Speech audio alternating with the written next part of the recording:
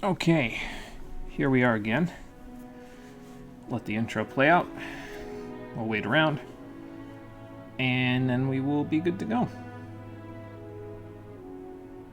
Hey Marie, how's it going? Welcome. You have once again waited in line early. Well, thank you for waiting in line early.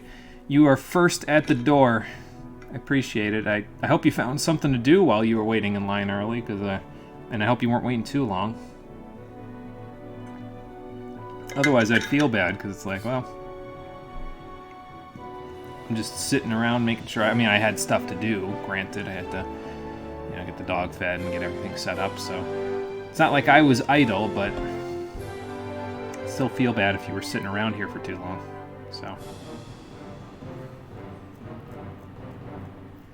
Oh, Excelblum is streaming more of the Run 5 of the Conquest Lunatic Iron Man. Okay, so you had something to do at least. That's good. That is a good thing. I'm glad to hear it.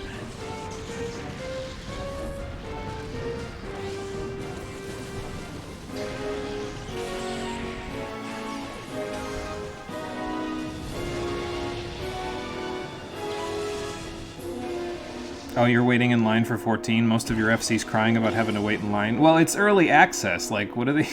Did they start playing in Shadowbringers or what? Like, what do you want? It's early access. There's 20,000 people wanting to get in queue, if not more. Of course you're going to have a hard time getting in. So. Somebody even said it's annoying that SE can't properly prepare servers for an expansion launch. Oh, most of them did start in Shadowbringers? Oh, good lord. That's great.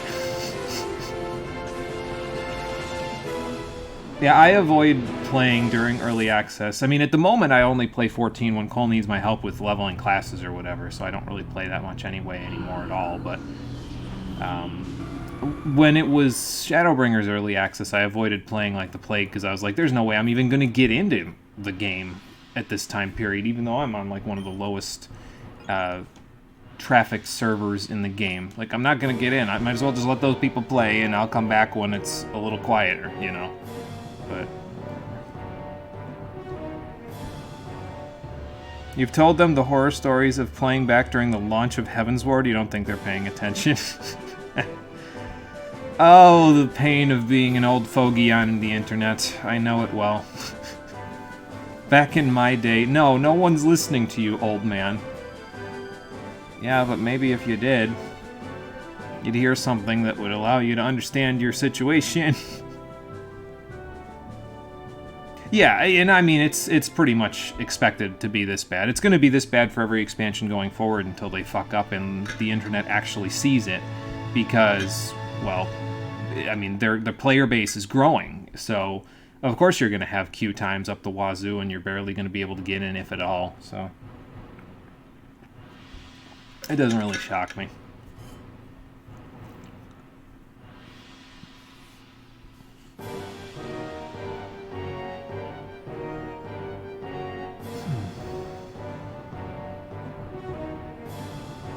Gonna be this bad for a long time coming, even after the server upgrades. I mean, probably, yeah.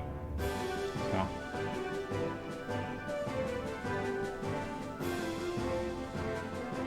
Like I said, the player base is growing, so it's gonna be tough to get in due to queues for a little while because of that. You're just doing another attempt at Necromancer so you can be a part of the 1% for once. Well, hopefully it'll be a good feeling, because Necromancer is not, from what I understand, an easy title to get. I mean, just your experiences with it have taught me a lot of things about suffering and Final Fantasy XIV, even though I thought I knew it all. I'll tell you what else is suffering: waiting for Happy Sombrero to deliver my damn pizza. I understand I'm out in the middle of the goddamn desert, but like, come on guys, it's been 2 days. I've given you ample time. You're not getting a delivery tip. Like, that's it. How you doing, everybody? Welcome back to Pokemon XD Gale of Darkness, the stream edition. Last time, we called for a pizza and it didn't get here. But also, we finished up some more Battle Bingo cards, and then we headed out here to Cipher Key Lair and decided we would, mess up their plans as best we could. And in the process, we missed one Shadow Pokemon, but that's okay. Mirror B can pick it up, and I'll just catch it from him later. And speaking of which, is he still at Rogam Tower? No, he is not. Okay. That's fine. We'll just wait for him. Basically, what I want to do today is I want to get the key layer done, and then there's a whole bunch of side quests that we can do between here and the final dungeon. So we're going to try to get that stuff done so that we are in good shape when we go to the final dungeon. Your best run was floor 156. Oh my lord, yeah, that's not easy. It's been 2 days and you still don't have your pizza? Man, fuck paying for that pizza at all. Horrible service. I know, right? Come on, guys. I mean, seriously, you'd think that they'd be able to get out here that quickly. Now, I mean, I suppose maybe if I wanted a pizza, I should have probably called it in from this region. Like, it was not... The Happy Sombrero's in the friggin' Alola region, so that might be why they're having a problem, but, like, come on. It's been 2 days. Fly it on a plane if you gotta. Our region doesn't have no pizza parlor. What do you want me to do? Oh, man. I have too much fun with these stupid non sequiturs. Anyway, yeah, I came down here and got the system lever last time, and I was rudely interrupted by a man who told me a whole bunch of probabilities, and then I trumped all of them by beating him in a Pokemon battle. So, that's fun. And now we're here, up on the roof, and there's a big old Cypher peon / commander dude who probably doesn't like me very much. It's going to want to beat my ass in a second. Magneton, incidentally, had a metal coat, and I think I took it away from it, right? Yeah, it's right here, so... I'm not going to give that to Laren, though, because, well, I have the amulet coin on Laren, so that'll work well enough for us. What's up, dude? Then let's start the welcoming party, shall we? Yeah, delivery is supposed to be delivered, though. Takeout sucks. I know. Fly it in by helicopter. Whatever you gotta do. There aren't any cool trade evos in this one, though. Yeah, no, unfortunately, they didn't put any trade evolutions in this one because, I mean, you can probably face them in a battle, like, against other people, other trainers, but, yeah, you can't do trade evolutions yourself in this one because you can't trade until the postgame, so... I mean, you could do trade evolutions in this one. I think you can catch a Scyther in this one, and then you can just take that into the post-game with you and trade it for a Scizor, but, you know... I am planning on using Scizor in a different game, though, so I'm not really too concerned about evolving the Scyther that you catch in, I think, the final dungeon, so...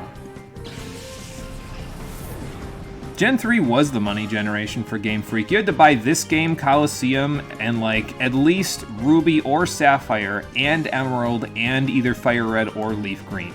You had to buy, like, 1, 2, 3, 4, 5 Pokemon games at $300 back in the day in order to get all 386 Pokemon. You're paying almost $1 a Pokemon. What the hell?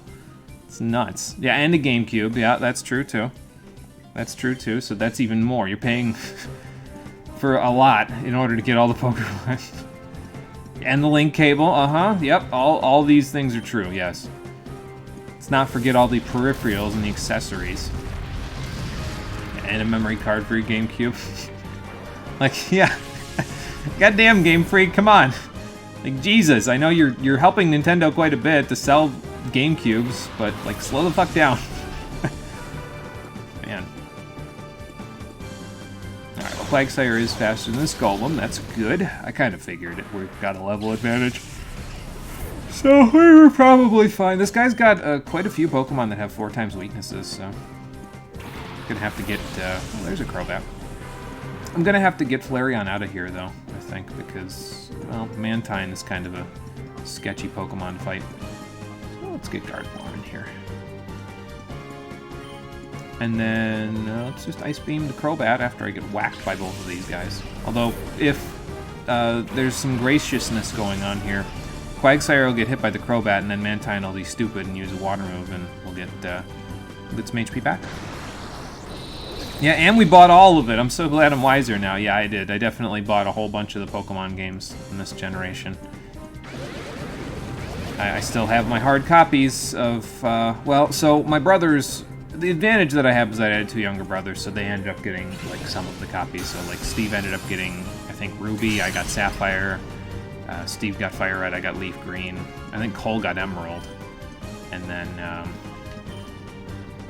I got Coliseum and XD. So at the very least, we could spread it out a little bit, but still, that's a ton of money that we doled out for this stuff. And don't get me wrong, a decent chunk of the games were at the very least good. It's just a lot of money, thinking back, that I, you know, could have saved and pirated by, you know, by pirating their games now. Whoops. But, you know. Yeah, not gonna do that again. Gonna catch whatever they got in the game, and that's about it. And you know what the funniest part is, though, is that even having all of the games that we have, I've never even come close to catching everything in this generation of Pokemon. Like, probably the closest I ever came to catching everything was, like, I probably caught about, I caught at least 60 Pokemon in Leaf Green, because you had to in order to get the National Dex. I caught everything in this game. I caught everything in Coliseum. So there's probably some overlap there, but that's like another, what, like, this game has, well, there's potential for there to be like 130 Pokemon in this game if you breed stuff down to their egg forms. So, and that, between that and Coliseum. So, I mean, I guess I didn't do too bad. I mean, with the overlap, I've probably caught about 180 Pokemon in this generation. And then there's whatever I caught in Emerald, although that was very little. So, maybe like 200 out of the 386. So I guess it's better than I thought. Just gonna check around on the top floor here. Yeah, I was gonna say, I think there is a treasure chest up here, but, well, it's up there past this guy, so we'll go get it in a sec. You had Fire Red, Ruby, and Emerald. Like, fuck, you had over 300 as a kid. Where'd that dude you just fought go? I don't know. He just sort of disappeared. I hope he didn't jump off the side. That's a long way down. Oh, well. Oh, you have a control machine? Oh, boy. Well, I ain't all about that, but I may be able to take life out of your Pokemon. These must be the bouncers up here. They must have been, I mean, they're supposedly on the same, they have the same model as the Commander that took over ONPS, but the, maybe the ascot is different, or the bandana that he has wrapped around his neck is different. Scarf, that's what I'm looking for. I don't know how I forgot the word scarf, but there you go. Yeah, maybe that's different, and that's what the separation is. That's a Golduck and a Hitmontop. I think Gardevoir is a good bet, and I think Breloom is a good bet. So, hey, Lifeblood, how's it going? Welcome back. Hello. By the way, I am killing monsters. Nice. You go kill some monsters. Sounds like a plan. How you doing? We're just beating up Pokemon, so I guess we're kind of in the same boat. Not quite, but oh, this is bad. Yeah, I was gonna say, because this is definitely on Breloom. Whoops. That's no good. Alright, so Hitmontop is, I mean, I can kill it with one Psychic, but I definitely want to KO the Golduck before it does anything dumb to Breloom again, so I'm gonna do that, and then I'll just break the Hitmontop. It'll take 2 hits, but that's okay. Talk to you later, big-ass dragon in my face. Yeah, nuke it, absolutely. Go nuke it, Lifeblood. You do your thing. We'll be here. So. Oh, there's that guy I used for the counter card last time. Remember that one person in Coliseum that had 4 Pokemon with Intimidate on their team? Oh, those were the days. Ow. Man. Holding on by the skin of my teeth. It's alright, we'll be fine.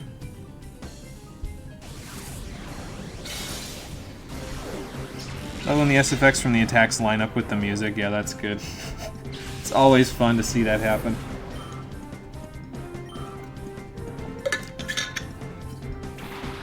Can't, it's nuking me, it's a Basil Juice. Oh no! B-52 Dragon Bomber incoming. Well, I don't have a Dragon Bomber, but I do have a Shadow Venomoth. It's not bad. I like Venomoth. It's probably one of my more favorite bug types. It's kind of hard to fit it into a team, though, because it's, I mean, it's bug poison, so it's not too bad. It's probably better than Beedrill, but I don't think it gets really any good bug or poison moves by purifying it. 3 across the board. Oh my god. Yeah, I don't think it gets any good bug or poison moves by purifying, so, I mean, it gets Psychic back, if I remember right, but I think I would prefer Venomoth if it had Levitate. Which to me would make sense, because, I mean, look at it, but, you know, it doesn't, so. We also have a Shadow Weeping Bell. So we will look for that, too. Weeping Bell is not too bad. If you're still looking for a grass type, still jonesing for one, Victory Bell is probably a really solid contender. I'm planning on using it in a different generation, so I'm not going to be getting it, but it's there if you want to use it yourself.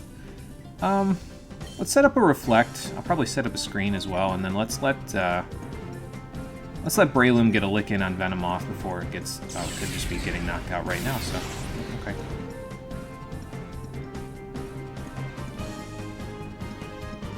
Like Venomoth. Shiny Venonat's adorable. Yeah, Venonat just by itself is pretty adorable, I think. I like its design quite a bit. It's a big, fluffy bug. So... Saw it come out and thought it was an easy KO. Oh yeah, that would have been a really, really easy KO for us, but... I mean, Gardevoir would have had a field day, but no, unfortunately. Not the case. It's okay, though. You did your best, Breloom. We'll get you back up in a moment. This is going to become more of a trend, by the way, the further along we go here, because getting your regular Pokemon KO'd by Shadow Pokemon is pretty common when there's multiples on the field and they have super effective hits. It's no good. That's why I probably want to have a Shadow Pokemon in my 6th slot for like the remainder of the game, even if I'm not fully purifying it yet. It'll be good as a tank, basically, to keep them from just murdering me over and over again.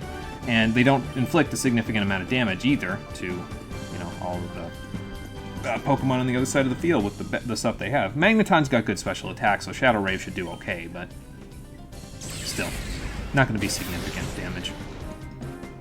And then we can have one of our tanks in here. I could even get Flareon in here and get a helping hand going, but I kind of want to... Well, I got both of my screens up, and they're up for a little bit, so I guess I could just, you know, let Flareon come in and let Magneton do the work. But I could helping hand a Shadow Rave. That would probably work pretty good. So... Because, I mean, it's not going to do much, so...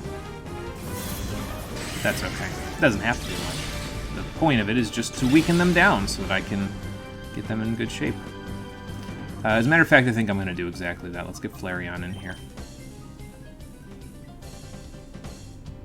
Got it. And Venomoth is your 5th favorite bug purely because of its design. Yeah, I love its design too. It's really cool.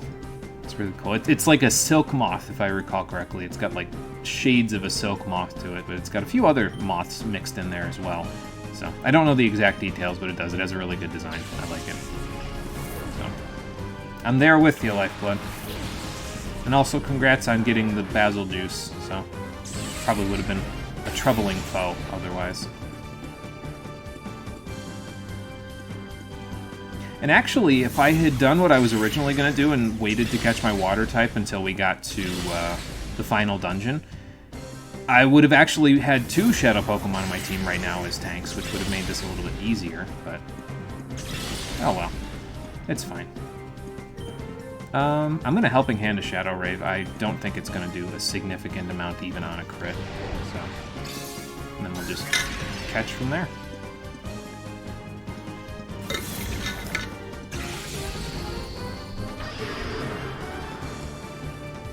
Silk Moth? I'm sorry, I almost made a Juniper reference. The VTuber. Yeah. I was like, wait, a Juniper reference? I don't even... Do I know any Junipers other than Juniper berries? I have Rayloff's line from the beginning of Skyrim stuck in my head forever now because of the mead with Juniper berries in it.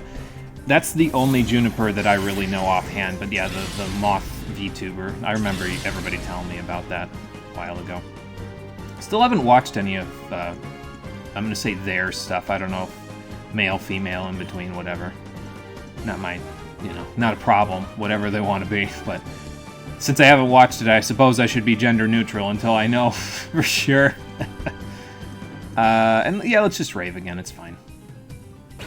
This is a net ball, it's a bug type. I mean, I don't really think it's going to be that big of a problem.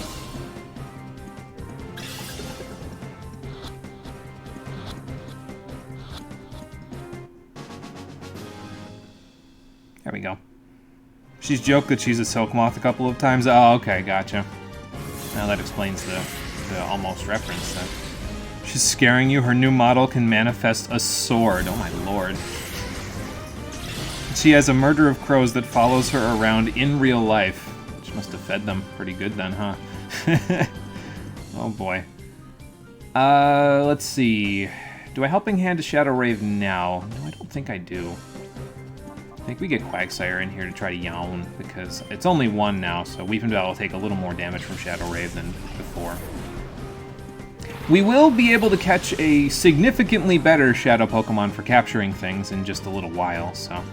Actually, I think it's like in one of the next battles. There's a couple more battles before the boss, and I think it's in one of those, so... She just has crows that follow her. She said they fly by, barely hit her head, and then land in front of her to get her attention. Like, man, yeah, that sounds like a bunch of crows that have been fed a bunch of times, because they'll come back for food if you feed them, so... That's like when I went to Kennedy Space Center that one time. You would go to eat lunch in the food court. It was outside. And there were seagulls that would just sit on top of the food thing. And they would just swoop down from the food thing. Like, they would line up their shot. They would swoop down from the food thing, and they would pluck the French fries from your fingers while you are taking them between the French fry container and your mouth. They would just pluck it right out of your hands and take it with them. Those little buggers were friggin' crazy. Dive bombing ass. Oh my god, it's nuts. I mean, they're getting food, so why wouldn't they, right? But still, holy Jesus. Yeah, we were close. There goes my streak. Oh well, we'll yawn and that'll help the streak out. We gotta use up these Great Balls somehow, and I guess this is a good way to do it. Group of crows is called a murder of crows in English, but the big question is why? I knew the answer to that at one point, and now I can't remember why it's called a murder. I think it has to do with the stigma that people have against crows being like bad omens, if I recall correctly, but I don't 100% remember if that's what it is or if that's just what I thought it was, and then I found out the actual reason. There we go. I think I'm gonna go heal, because Breloom got her ass kicked by Cypher Peon Angic right here, so... I mean, yeah, you do. You've had years of time to put more pounds on your chest, bro. You got all them gains, how do you expect me to compete? Used to know, but you forget. Well, we could always look it up. Maybe I'll do it when I get down here. Ooh, that's not the way I want to go. Not getting, assaulted by that one probability guy again. I've already had that happen one time, and one time is too many times, so. Thinking about it, though, I think the next Shadow Pokemon we catch is the one that I was saying is going to have a really solid move for us, but I'm not sure if I'm going to go and grab that Shadow Pokemon for the boss of the area, because it would be a pretty good tank and also has a pretty good move for the Shadow Pokemon that the boss has, but I don't know, maybe I'll just save it for the next dungeon? Probably. What good are gains when your enemy has an angry Charizard? Yes, this is the actual, this is the good question that people have asked about, like, Chuck from Generation 2, where he's like, man, I can lift... I mentioned this, I think, in the last stream. I can lift boulders with my bare hands, and he just tosses a strength boulder. So... oh my god. Mom's sending me text messages. She found a GIF of a person with a microphone, and it says, leave me alone. That's hilarious. Good work, Mom. Oh, boy. Yeah, I think his name was Snidle. I don't quite remember. It's a very, pretty on-point name. It's as annoying sounding as he actually is. So... okay, so we got a scientist up here, treasure chest up here, and then we gotta find a place to stick this system lever. How we doing up here? You know, I think I'll just keep Magneton and we'll let it be an honorary team member for the rest of the dungeon, just while we're, you know, dealing with the Shadow Pokemon that we've got around here. And we'll go from there. Laren can stay in first, though, because Laren's got the amulet coin. Gonna have to make a change for that, probably pretty soon, though, because the boss of this area has a very familiar strategy that we will have to deal with. You'll see. What else did she send me? She sent me 2 messages, right?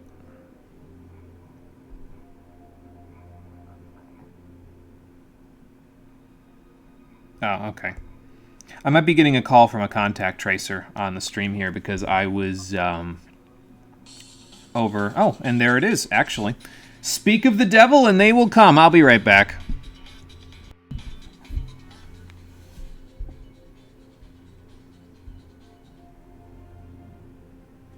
Hello. Yes, this is him.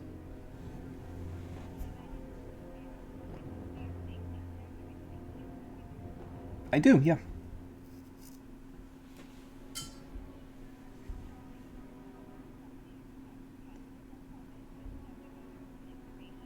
Sure, no problem. Yeah, absolutely. It's April 23rd, 1991.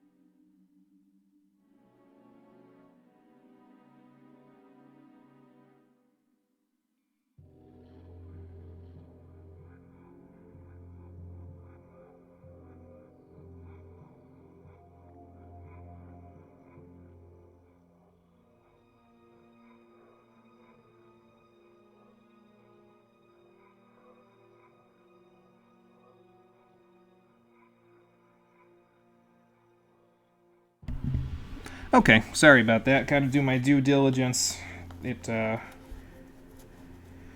was contact tracer because I think I started mentioning what this was. Oh, hang on, let me turn off the BRB here. Yeah. There we go. Yeah, contact tracer because as with probably a lot of people, because Thanksgiving weekend is a weekend that everybody congregates, I came into contact with someone who tested positive with COVID. Thankfully, I don't have it. So I got my booster on Sunday. You may have remembered because I mentioned on Monday that I got the booster and I was in pain. Well, not in pain, but like I was having, flu symptoms basically. But those went away within 24 hours, and pretty much like a day or two after that, we all found out, yeah, somebody, might be COVID positive in the congregation of people that were with us there. I'm not. Wait. What do you mean you're not? Hang on. Oh, that's why. I'm like, wait a minute. What do you mean you're not muted? Okay, there we go. But, yeah, so we found out that with somebody that was in the congregation of people we were with for Thanksgiving dinner tested positive for COVID, and they've had to make a few calls to make sure that we were okay, but I haven't experienced any symptoms. I went and got a test. I'm negative, so, yeah. We're good. That was muted the whole time, right? I'm pretty sure I made sure that I was muted the whole time. Unless it was like at the beginning of the call, I think I might not have been. So... Did anyone hear any of my important information? I didn't give any information that you can't already get on the internet, I suppose, but, So, you heard a year. Okay, so probably what happened was I muted it. I checked my microphone to see if before I gave them any other sensitive information after my date of birth, but that was about it, so. Yes, we also heard your credit card number and the 3 digits on the back, so good luck with that. Oh, boy. That was my bad, but yeah. Anyway, let me read through chat that I missed. Anything between Super Seducer and Marie saying that she stayed home for the most part for the past year, I didn't see it because I was out of the Twitch app for a little bit, so. Let's see. But why is Twitch recommending you people playing Super Seducer? What the fuck is Super Seducer? I don't know, but I also got that recommendation, and I don't know why, so that's a thing. Yeah, I've tried to stay home as much as I can this past year myself as well, so. Yes, we got all of that info. Don't have a credit card. Can't have credit card debt with no credit card. Yes, there you go. That's that guy tapping his head saying, yep, I know the game. I have played the strategy. Before I talk to this guy, I'm going to go see what's in this chest. This is, this is not the TM that I thought I was going to get here. Okay. We already got Thunderbolt, so yeah, that makes sense, actually. This is TM26 Earthquake. Yeah, there we go. Big move right here, so. Wasn't I going to heal? Did I heal? Or did I not? I thought I did. I did heal. Okay, good. Good. Just double checking to make sure, so thank you for helping me double check. Yeah, Breloom's good. Breloom's good now, so we're okay. But yeah, so I'm going to take Earthquake, and I'm going to teach it to Laren, like, right now. Because it's a pretty good move. Quagsire will benefit from it more because Quagsire gets same type attack bonus off of it, but Quagsire gets it at level 42, so we'll be having that pretty soon. So need to pay attention more. No, it's okay, Marie. You're doing other stuff, so it's fine. I got this. I pay enough attention for the both of us. I half pay attention, so that's enough. We'll be fine. All right, so Laren, let's give you Earthquake. So we can use it ourselves. Probably not in the next battle, but, we can use it ourselves. Now I just got to get, like, one more move up here, and then Laren's moveset is basically done. Replace Headbutt with something else. We got to get a same type attack bonus for rock typing. So. But there you go. Got Earthquake. Perfect. Now I can't give it to anybody else, but that's fine. It's hard to come by in this generation, so. And I think what I'm going to do is I'm actually going to stick it down here. Normally I don't keep damaging moves below Protect. Like, usually I'll keep Protect down here, but I've got Protect there for Flareon, so I might as well keep it in the same spot, so that way I don't, like, forget or do something incorrect in the process, so. You guys have been paying attention. I've been trying. If we hadn't been paying attention, how would we have gotten your credit card number? Right. Anyway, I'm done with that joke. That joke is over. Oh, you guys have been paying attention, question mark? No. No, apparently not. Because otherwise I would have seen the question mark before, and yeah. Anyway. No, that's not very smart of you. You probably should have brought it with you. Yeah, something like that. No, I probably don't. Why would you even tell me that? Now I have to stick the system lever in there and turn the voltage all the way up. You need to stop, man. You're one of those people that when you get afraid of something, you just blurt out whatever's in your head. Oh, boy. Alright, well, anyway, let's take down this R&D guy, and then we'll go to the door. I forget if this is the guy that has the last Shadow Pokemon outside of the boss, or if there's one other trainer that drops down when you go over to where the boss is. We'll find out in a minute, so... Yeah, if only he didn't try to fight you, maybe then he would have blocked the place where I could stick the system lever forever, and then we would never have had to worry about it. So... this is kind of a weird cadre of Pokemon that they've got here. Earthquake? I have a grass type, so it should be okay. And I don't know if Seadra's gonna faint from this Mega Drain, so yeah. I'll be able to Mega Drain again next turn. And get some of this HP back. Unless the smoke screen's on Laren, in which case, I won't be able to hit this Earthquake. I mean, I could have just called, and then probably would have been able to KO Grumpig next turn, but, you know, it's fine. That's not very nice. Neither is that, but hey, I only took 19 damage, so it's fine. See, not bad. Not bad damage-wise. We'll get even better as we go up because we haven't evolved fully yet as well, so... Just waiting on that base, what is it, 110 attack or something like that? It's a slight improvement over what we have now. Ooh, an Earthquake will work really well on that, so... that will be good. Let's Body Slam the Grumpig, and then we'll do another Earthquake.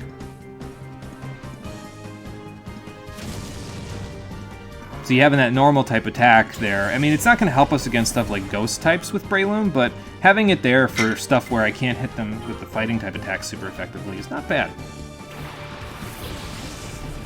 Seeking, I can definitely Mega Drain to death after this Earthquake. And get all my souls back. But, you know. You forgot Psywave is actually good for the main story. Yeah, as long as you have decent luck, Psywave's not bad, because it can do up to 1.5 times the damage of your level, so. Or it could do 1, and you can get completely unlucky. I've had that happen before. So. 5! 5! Count 'em! 5 attack from that level, and I wasn't even trying with the EVs. Breloom, what the hell? Good lord. There's Piloswine. I suppose I could Brick Break that too, to be honest. I mean, that would work pretty good. And these are his last 2, actually, so I can kind of go all out. So, yeah, 5! How about we don't tell his bosses his favor? And personally, I would fight because the kid has a dangerous Pokemon. I want to defend myself and maybe take the kid out and get promoted. Yeah, and I mean, that's not a bad thought, yeah. I just wish he wouldn't have spilled the beans on literally, here's how to destroy my fancy machine that's powering this thing before doing that, you know?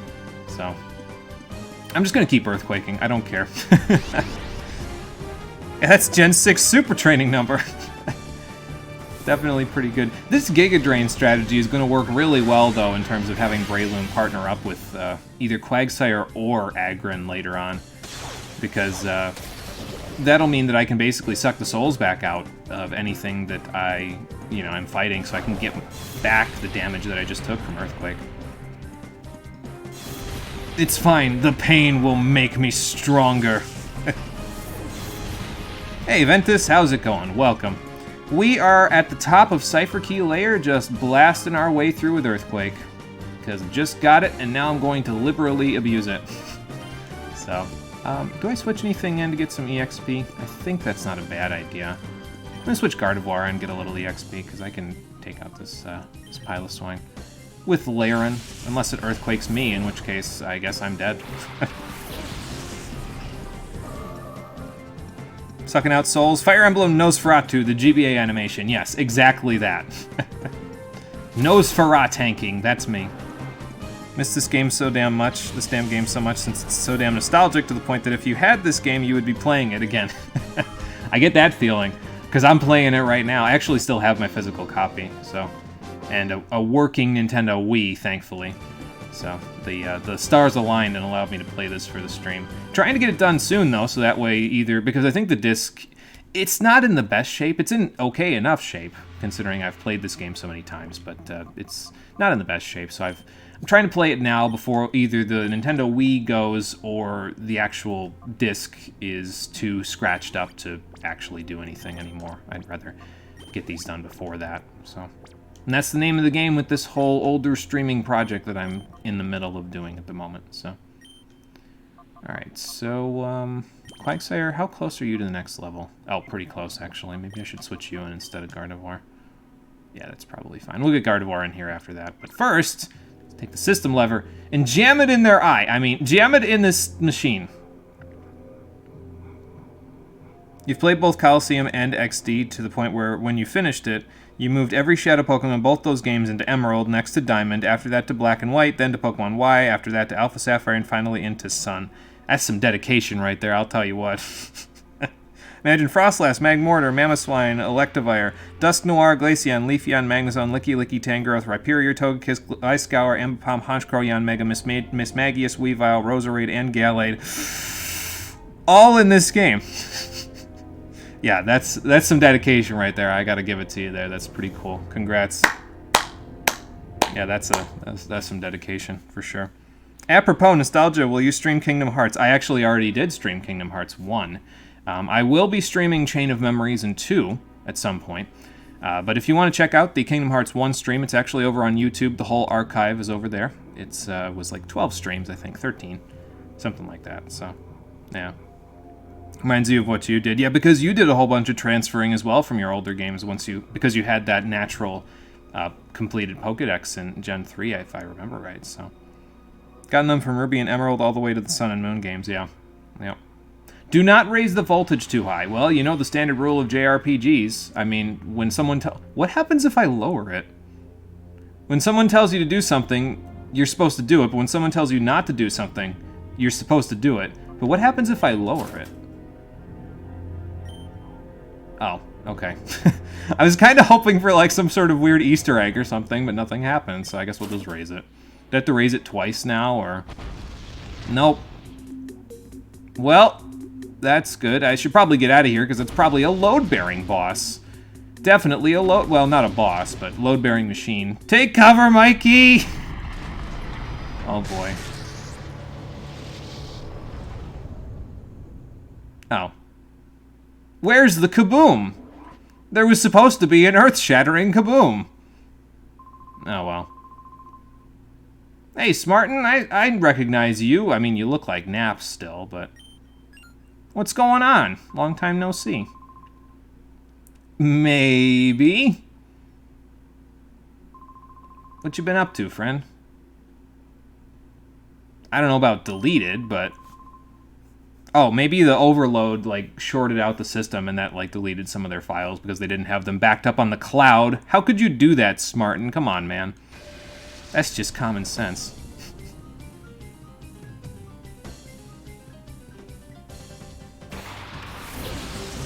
You have everything pre-Galar except Meltan or Melmetal. Kingdom Hearts 1's final boss is some absolute bullshit. I remember Kingdom Hearts 1's final boss. We fought that on Proud Mode? Proud Mode was the critical mode version on Kingdom Hearts 1, right? I gotta get Quagsire the hell out of here. Cacturn is gonna mess him up. So. You're expecting something to happen if it was lowered. Yeah, me too, unfortunately. Lower electricity. Execute Order 66. Oh, that wouldn't have been good. Cloud storage is a trap. Imagine people losing internet for any amount of time. You lose everything. Don't like everything going to cloud storage. No, I mean, okay, so let me make sure I'm clear on that. When I say you should move it to the cloud, I'm not saying you shouldn't keep a backup on your own system. you should keep backups, but like if you have a file that you absolutely need to have access to, you need to keep a backup both on the cloud and on an external storage device, so that way if your computer goes, if the internet goes, whatever, it's still there. The only thing that could cause a problem is if the computer and the external storage device simultaneously went. Then you'd have a problem, but yeah. I should probably switch you too. Let's get Gardevoir in here. She can Thunderbolt the Huntail.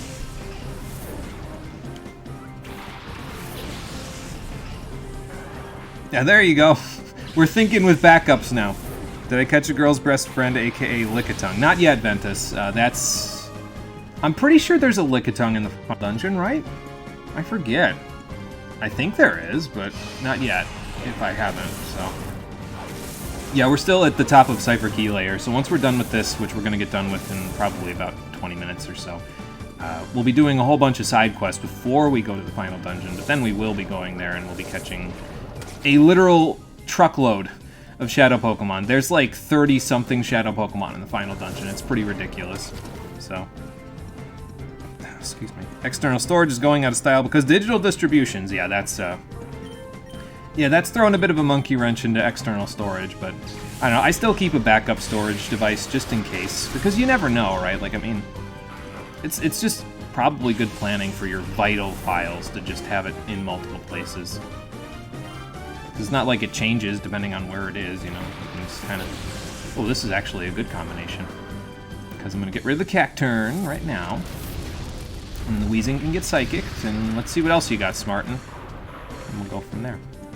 Although he probably just has, like... Yeah, because all of the Pokemon he's had so far are just fully evolved versions of the ones that he had on the SS Libra, so... Including that guy. That guy's a little sketchy, but we'll deal with it. I'm actually... I can switch Quagsire back in now because, well, there's no grass types on the field, so we could probably be okay with that.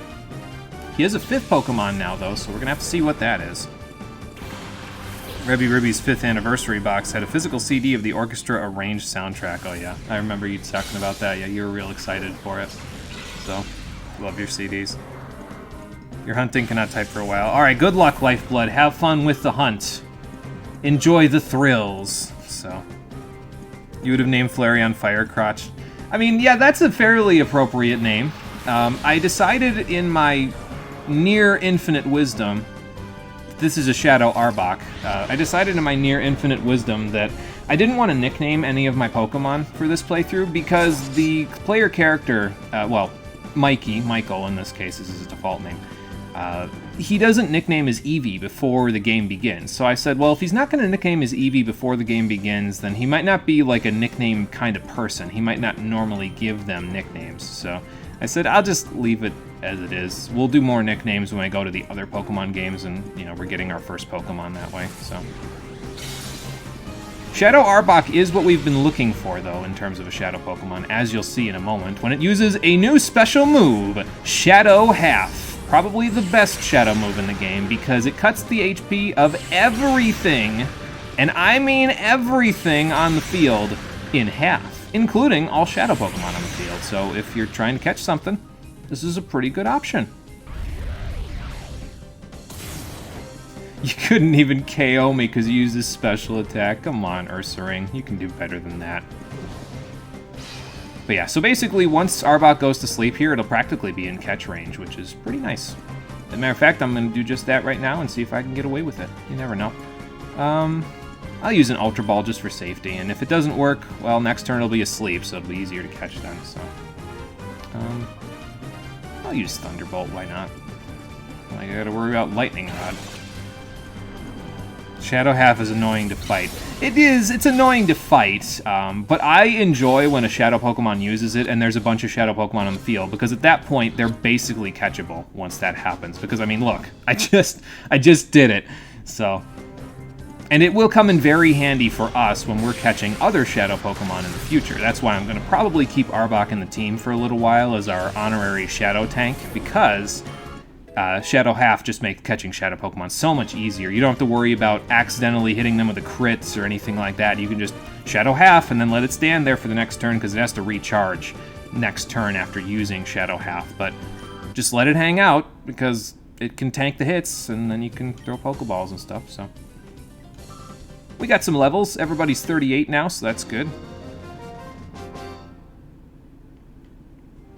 You got that name from a Pokemon Red and Blue Honest Trailer YouTube video? Oh, okay, gotcha. See, I haven't watched, I don't think I've watched any Honest Trailers now that I think about it. It's just not a channel that I ever really came across all that often. Not before the recommended things happened and not after, so. Yeah, just something I never really got into. I don't know, I don't watch a whole lot of YouTube anymore, to be honest. It's, I'm running into that Eustace problem that he had in that one episode of Courage the Cowardly Dog where, Schwick gave him a TV with 20,000 channels on it. And at the end of the episode, he's just still sitting in the room as a skeleton, and he's on the TV, and he's clicking through the remote like, 20,000 channels and still nothing to watch! I'm in that boat, except there's 20 million channels, or probably more than that. And it's not that there's nothing to watch, it's that I've probably seen a lot of what people are putting out before. Hell, we're in a situation now where there are people making long-form analyses for video games that I played back when they came out, and the people that are making the long-form analysis of that video game didn't play it when it came out and just played it recently and decided to make an hour-and-a-half long video about it without knowing the history of the actual video game. I'm that old. I'm that old on the internet at this point, so. Shadow Half is literally just Cruel Ruin from Golden Sun. Is that the Lost Age? Is that what TLA is? Minus the recharge demerit, yeah. Yeah, but I think it's the Lost Age. That's the second one, right? I forget. So, everybody knows that feels good. I am not alone. Missing all the references and context, yeah, absolutely.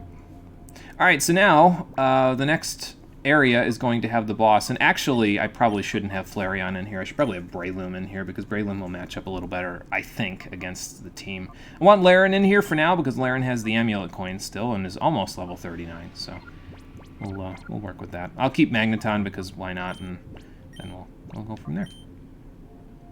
If I would have caught Butterfree, and hadn't accidentally critted it, we would have 45 Shadow Pokemon when we left here, but we'll get the Nosepass and the Butterfree from Mirror B once we're done here, so not too concerned.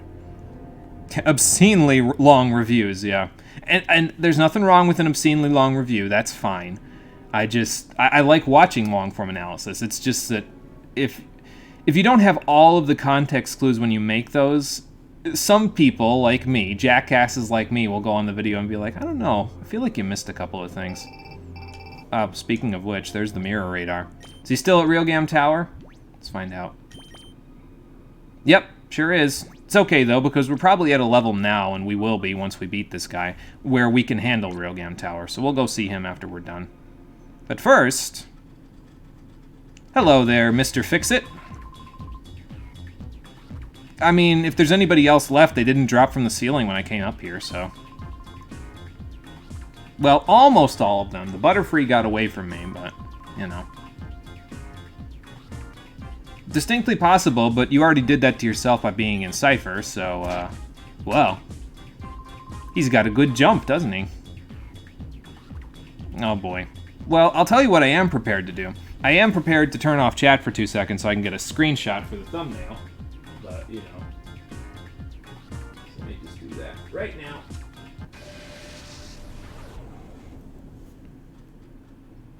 Because Gorgon's little thing there is pretty quick, so you gotta snapshot it pretty good like that. So, alright, let's battle the, what is this, the third? Fourth? I don't remember how many Cypher Administrators we've fought at this point, but it's Gorgon, he's a Cypher Administrator, so. And yeah, Breloom matches up really well against both of his starters, as you can see plainly here, because he's got a Celio and a Laren, and we should be able to handle that. You know that feels because that's you when you watch TV late at night? Oh, I get that, yeah. Michael Jackson's causing trouble again at Realgam Tower, absolutely. Yeah, and this is Donkey Kong. His arms are jacked though, bro. Like, look at his arms in comparison to his legs, good lord. It's the other gorilla, Dakeem's apprentice. Yeah, and actually that's pretty apt, because Gorgon's main strategy is to use Protect and Earthquake to blitz your team. So... as a result of that, I think I'm going to use Earthquake myself, but not Protect, because Breloom can definitely handle it. So, and we'll just blitz the field until his Pokemon go down. The funny thing is that even though he has Earthquake on his team, a decent amount of his Pokemon still have at least neutral vulnerability to Earthquake itself, so themselves. So, like in Laren's case, it would faint from one hit to it. So, especially when I get 4 attack from a level up, my God, they're becoming too powerful. There's a Slow King. Breloom might not do so hot against that, but this Earthquake will soften it up a little bit. So, that's good. I can Mega Drain it and then Earthquake it again next turn. Excuse me. Yeah, I don't even think Mega Drain's going to KO at that range, so I'm probably going to be able to Earthquake next turn and be okay. Let's do it!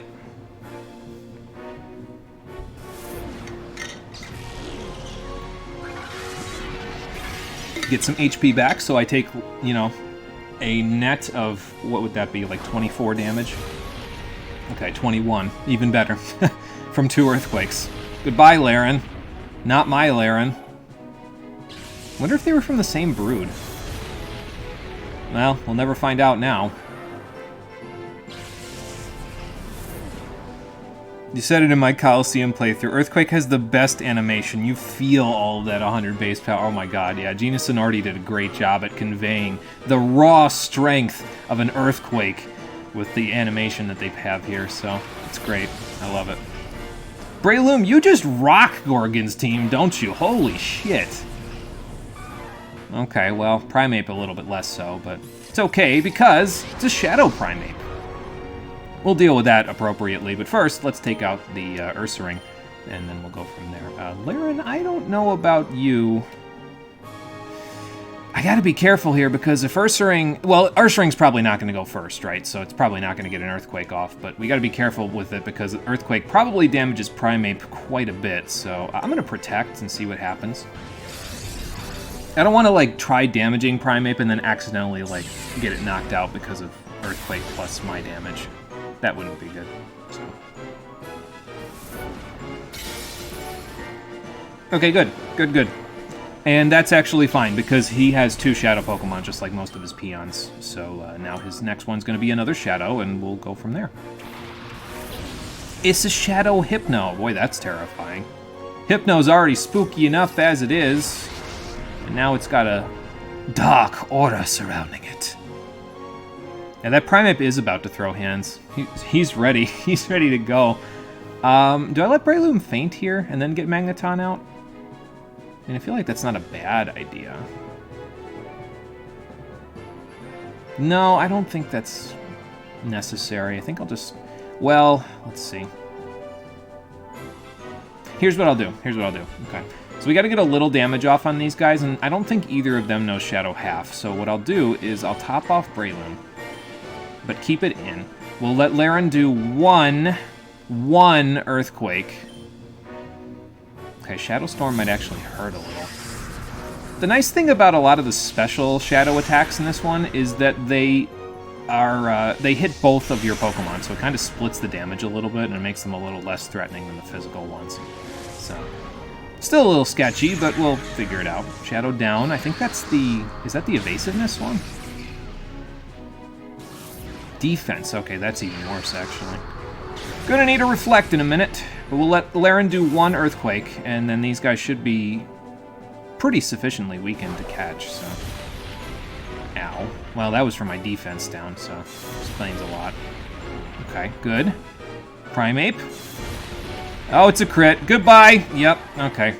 Well, Mirror Bee's gonna have 3 Pokemon for me to catch now. Oh, well.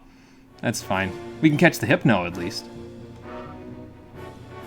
We won't have this problem once we use Arbok, Shadow Arbok, because we'll just be able to Shadow Half, and then we'll have literally no accidental crit problems, so it'll be fine.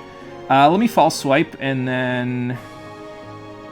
I could get Quagsire out here to yawn the Hypno, I guess. Yeah, the crit actually did matter that time, because Primeape would have taken about 2/3 of its HP in damage based on how much Hypno took. So, it actually did matter there, but that's okay. It's fine. We'll be okay. Gorgon, why does your mom let you have 2 Shadow Pokemon? Yeah, Laverina to Gorgon, I guess, apparently.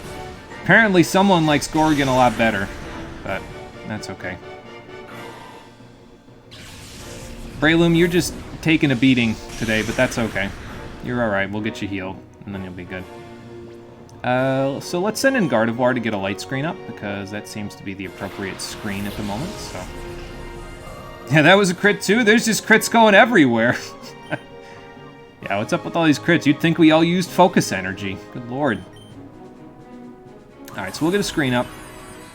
I don't think it has Shadow... What's the one? Shed. Shadow Shed is the one that gets rid of Reflect and Light Screen.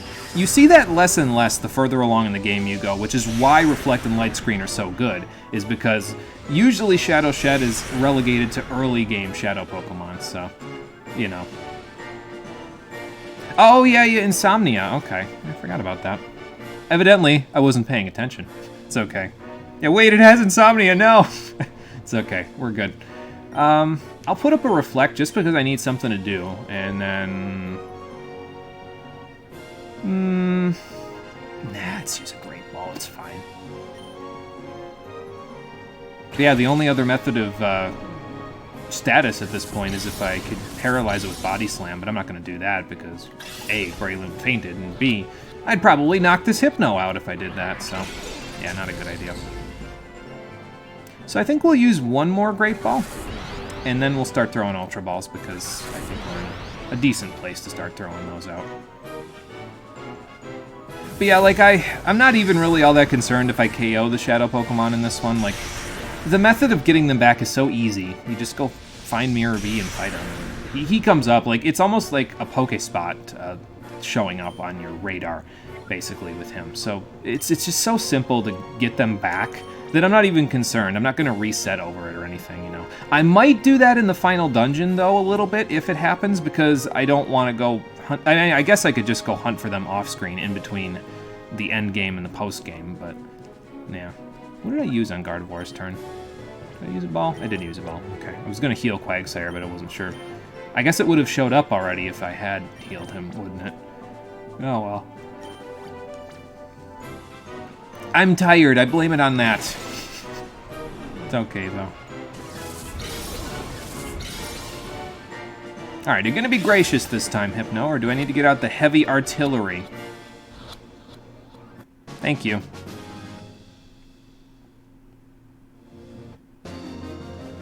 How do you like that, Gorgon? Half of your team got trashed by a Breloom. I like his little animation when he dies. I don't know, it feels like he stops midway, though. Like, he backflips, and then it feels like he should have kept going, but he stops his momentum. Oh, well. It's still good, though. I like it. Like, he should have backflipped and then kept going and fallen on his back, but... oh, well. I mean, I'd like to think I got away with it. Your Primeape got away with it, that's for sure. Oh, that's not good. What the... Mr. Varich, what are you doing here? And how do you know who this guy... Wait a minute. He's not Mr. Varich at all. He's Master Greevil, the head of Cypher. Bum, bum, bum. Oh, no. I never would have seen this coming. I did try to avoid it just in case anybody didn't know, though. I tried to make it... any connections seem extraneous, I guess. So... I'm looking at you in a little bit more of an ill light than I did before, but...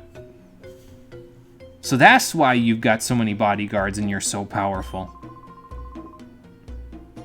No, I mean, it's a job. This is Tuesday for me. Oh. So I guess this didn't really do a whole lot now, did it? Other than getting the Shadow Pokemon back, so... Well, that's just great. Yeah, that one, apparently. I'd like to believe I'm gonna try anyway. Ah, okay. So he's invited us to Citadark Isle, the final dungeon of the game. Oh, that's that island that they were talking about, the one that's always surrounded by storm clouds. Yeah, how the hell are we gonna reach that? You know, other than hitching a ride on your ship, but knowing you, you're probably not gonna send your ship back out anymore, so that could be a problem. Gorgon, any plans? Any ideas? Apparently not. And he's right about that. Like I said, there's like 35 Shadow Pokemon on Citydark Isle in total. Almost as many as we've caught already in the game, so, yeah. Yeah, well, I kind of put a stop to that, didn't I? And there's that, yeah. Plenty more fish in the sea. Unfortunately, the sea is an entirely dark void at the moment, but we'll fix that, so. Oh boy. Well, I guess we got one more job to do, don't we? Oh, I see a shiny. It's a list of manufactured Shadow Pokemon. Well, this will tell me how many there are on Citydark Isle, so get the list on the PDA. And it's kind of like the list that Net sent you back in Coliseum. Now you can, I think, see every Shadow Pokemon in the game if you go here, so. Most of them will be purified at this point, but a good chunk of them will not, like Nosepass. And Butterfree and Primeape, and probably after Hypno here is going to be a whole bunch. Including a bunch of legendaries. Articuno, Zapdos, Moltres, Lugia. There's a pseudo-legendary in here, Salamence. Got a Snorlax. There's a Chansey in here. There's Lickitung. Hitmonchan and Hitmonlee. Yeah, a whole bunch of Shadow Pokemon for us to catch on Citydark Isle. There's a lot to do, still left for us to do, but we'll get that done. No big deal. Yeah, when you go down that list, you get kind of scared, yeah, a little bit. How expensive and time-consuming is it to make a Shadow Pokemon? Probably fairly expensive and fairly time-consuming, because the factory just got finished up with the batch from the SS Libra, and in total, they made 82 Shadow Pokemon. And I would imagine that was a few weeks ago at this point that the SS Libra went down in the desert, so probably a fairly expensive operation. Even just the recovery operation had to have been exorbitant, so. They did the same thing in Coliseum. You were a kid, so you didn't catch this either time it happened, yeah. That is why he has the yacht, yep, so that he can get in there a little easier. Shadow Legendary, Shadow Pseudo, yep. Actually, there's another pseudo-legendary in there, Dragonite, but that's at the bottom of the list. Remember that one for later, because we won't be seeing that one for a well, I don't want to say a long time. It'll be in the post-game, basically. That one's not on Citydark Isle. So, tell you what is out of here, though, is, well, everybody. They all cleared out. I would imagine they all went to Citydark Isle, or they all went home. Because, well, the key layer is swamped at this point. They're not going to be able to use this ever again. So. Still, that list is kind of dread-inducing this far into the game. I mean, I guess because it's, you know, there's a ton of Pokemon on that list, it could add to a little bit of dread, but I don't know. It never really bugged me all that much because I was like, okay, cool, more things to catch. A whole bunch of things are going to purify, like right now, because we put them all in there at the same time, so yeah. That should be all the ones we need as well for the rest of the sets, though. So we'll have 9 perfect tempo sets for everything that we get. Zangoose is almost done, Beedrill's almost done, but yeah, everything that I might need is done for the sets, so that's good. We'll go take care of that before we do anything else. Yeah, it's a nice touch, I like it. Yeah, giving you that little bit of dread, yeah. You don't usually see that from a Pokemon game unless you're trying to complete the national dex. Because in this game, there is no national dex, so they had to include the nightmare somewhere, and what better place to put it than right there. Uh-oh. Someone's been robbed. Who's been robbed? You've been robbed. What happened, old man? Oh, Trudley and Folly were here? Oh my god. I've had a few run-ins with those guys already. Oh, okay. Well, if we take a look at the Shadow Monitor, remember how I said remember Dragonite for later? If we go all the way down the list, because this is the list of Shadow Pokemon in the order that they were made, produced on the production line. If we go all the way to the bottom, there's Dragonite, so I would assume that Trudley and Folly just made off with the Shadow Dragonite. I hope they got 8 gym badges, because that shit ain't obeying them otherwise. Yeah, and I guess even if that wasn't a spoiler, they tell you right here, so. Well, then I guess I'm going to have to go catch it somewhere. Let's hope Mirror B is still around at Railgam Tower so I can go do that. Gonna have to get there a little quickly, huh? Because otherwise he might disappear. He'll come back, but, you know. He's already there, so I might as well. Looks like the buff dude's also cleared up. And you know what? I'm going to check before I leave just to make sure that he's still there. If he isn't, then, you know, so much the better, but... nope, he's at Realgam Tower still. Okay. Watch me get there, and then he's going to leave, like, when I'm in Realgam Tower. Oh, boy. Even with that, there's how many Shadow Pokemon left? Why are they such strong Pokemon? Everyone has 2 or more. How am I going to fight and snag them? Authentic Shadow Pokemon. What the flying fuck is an artificial one? I would assume Mirror B is in the middle of the Coliseum challenge. You fight him as like the 2nd or 3rd trainer in the round, so he replaces the trainer that's normally there. So I would assume he's just doing a Coliseum challenge. Something like that. Maybe. Now, this is going to be a little tricky to do right now, and he also probably won't have Primeape in this particular outing because of the fact that the Mirror Radar went off before I fought Gorgon, so he'll have to go catch the Primeape somewhere else and then come back and get it, so... Yeah, makes sense. He needs cash, doesn't he? Yeah, they did say they were a little short on funds, didn't they? Oh, boy. Oh, there they are. I'm going to save right now because I don't think these guys fight you, but I don't want them to, like... be like, hey, Shadow Dragonite, here you go. It's not going to happen, but, you know. What is Mirror even doing in general? So, Trudley and Folly have said that Mirror B wants to capture all of the Pokemon in the world. It's a bit of a lofty goal.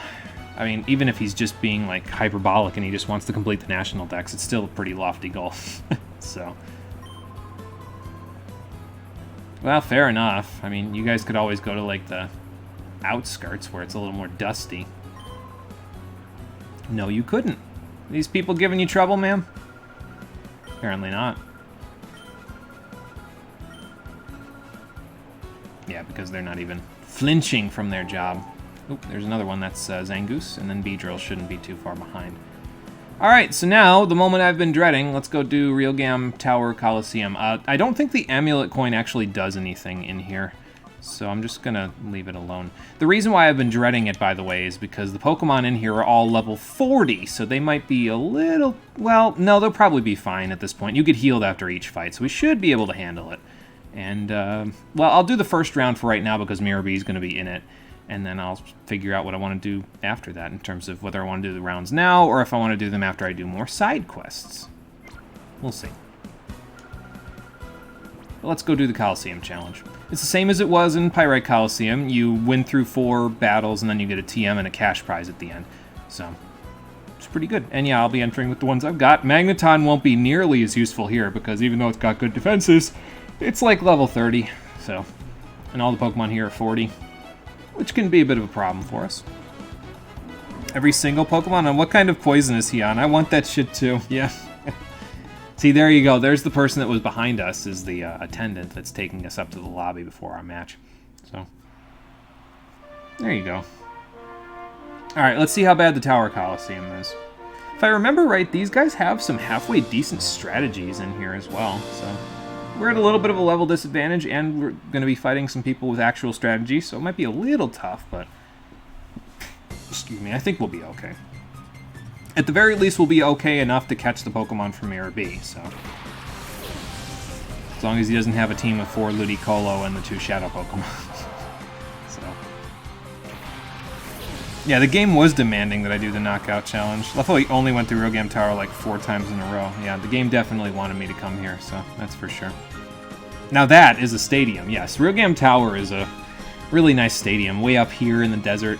Got a whole bunch of room for people to stand around in, although I think the trainers that are in the stands are the same ones that were there in Coliseum, which means you'll see old-school Cypher Peons in the stands there. Yeah, you can actually see it from here. Some of the old-school Cypher Peons are in there, but... I don't know why, but there you go. That's what it is, so... let's just do this. Celio's probably got Thick Fat. I think that's its only ability right now, so let's just T-Bolt it. I think I remember this guy's strategy, but we'll find out in a second once the turn is over. Yeah, okay, yeah. This guy uses Defense Curl and Rollout, although I think Celio knows Ice Ball instead of Rollout, so... still, valid strategy. They're just too slow to take advantage of the fact that they need to take an entire turn to do this, you know? So, we'll just knock them out so they can't do it, and then we'll just knock the next ones out. Yeah, it is a good thing this place got repurposed after Cypher dissolved, quote-unquote, in the last game. Yeah, and I'm glad they didn't get it back, either, because that would just not be good at all. Phaenax City must have paid for quite a bit of security to hold on to this place. So. Yeah, this will probably be the closest to Colosseum in terms of difficulty of basically anything that we do in this game.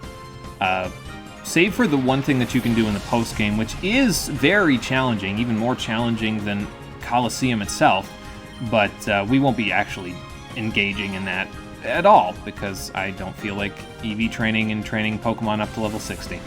So. Because even if you do all of that work, you're not even guaranteed that you'll be able to achieve victory from it. I think the team that I made up for it would probably work pretty good, but I still don't want to train them. So, you know. Shadow Ball coming in handy. There you go.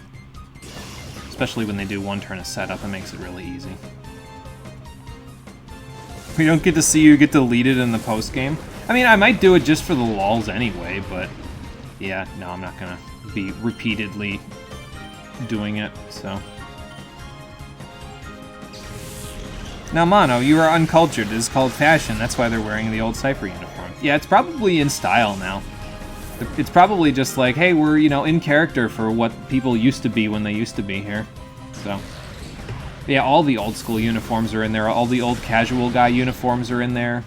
The old school hunter uniforms are in there, so a little bit of everything. It's a nice callback, and I mean, they didn't have to change it, really. It's just a background thing. Not gonna bug me. It's just interesting to look at, you know. So it did. It looked really cool, yeah. So. Alright, so is Mirror B going to be the second or the third battle in this one? We'll be able to know as soon as it flies over.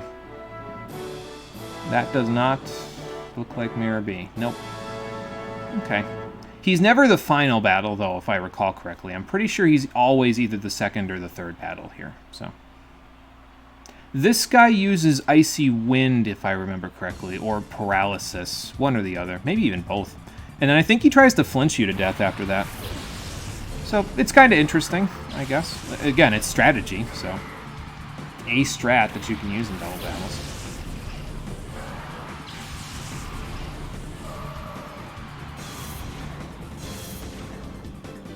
Yeah, probably both.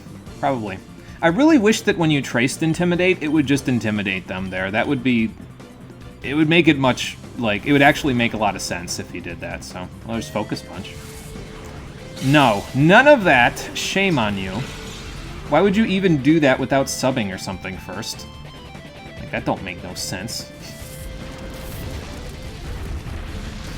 Yeah, it's more viable if he was doing both, like cutting your speed and then flinching and paralyzing you and doing all that stuff, so.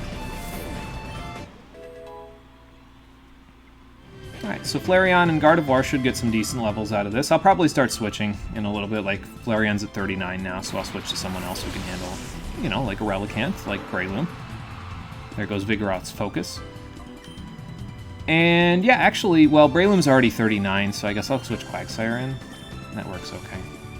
And then I'm not even going to take a chance with Vigoroth, I'm just going to zap it again in case of another Focus Punch. We'll take care of Relicanth next turn. Look at Gardevoir and say in all seriousness that you were intimidated. I mean, yes, I understand your point. I wouldn't want to come anywhere near that blade sticking out of her chest, but other than that, yeah, I get your point. But if you're going to trace an ability like that, then it should proc. Like, mechanically speaking, if you're going to trace Intimidate, then Intimidate should proc. You know what I mean? That's what I think, anyway. So, okay, there's the flinching stuff, Rock Slide. Actually, Quagsire works pretty good here because he can just blast the Rhyhorn, which probably has Lightning Rod, so I guess I'm not going to be able to T-Bolt the Relicanth, but that's okay. I can Psychic it. It'll do almost as much. Well, a little less, but, you know, still. Yeah, T-Bolt probably would have almost KO'd, but not quite.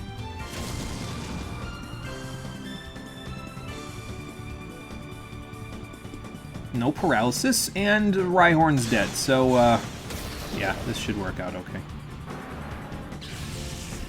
It does that in the modern games? Okay, good. So they actually fixed it. It was just a Gen 3 problem. Fair enough. Can't wait till I get Earthquake on Quagsire, because then I'll be... Like, you don't understand. Once I have Earthquake on 2 Pokemon, that'll be like one of the only moves we use. I'll just be blasting the field every turn. I'll be like, nope, AoE damage, AoE damage. So, it's okay, though.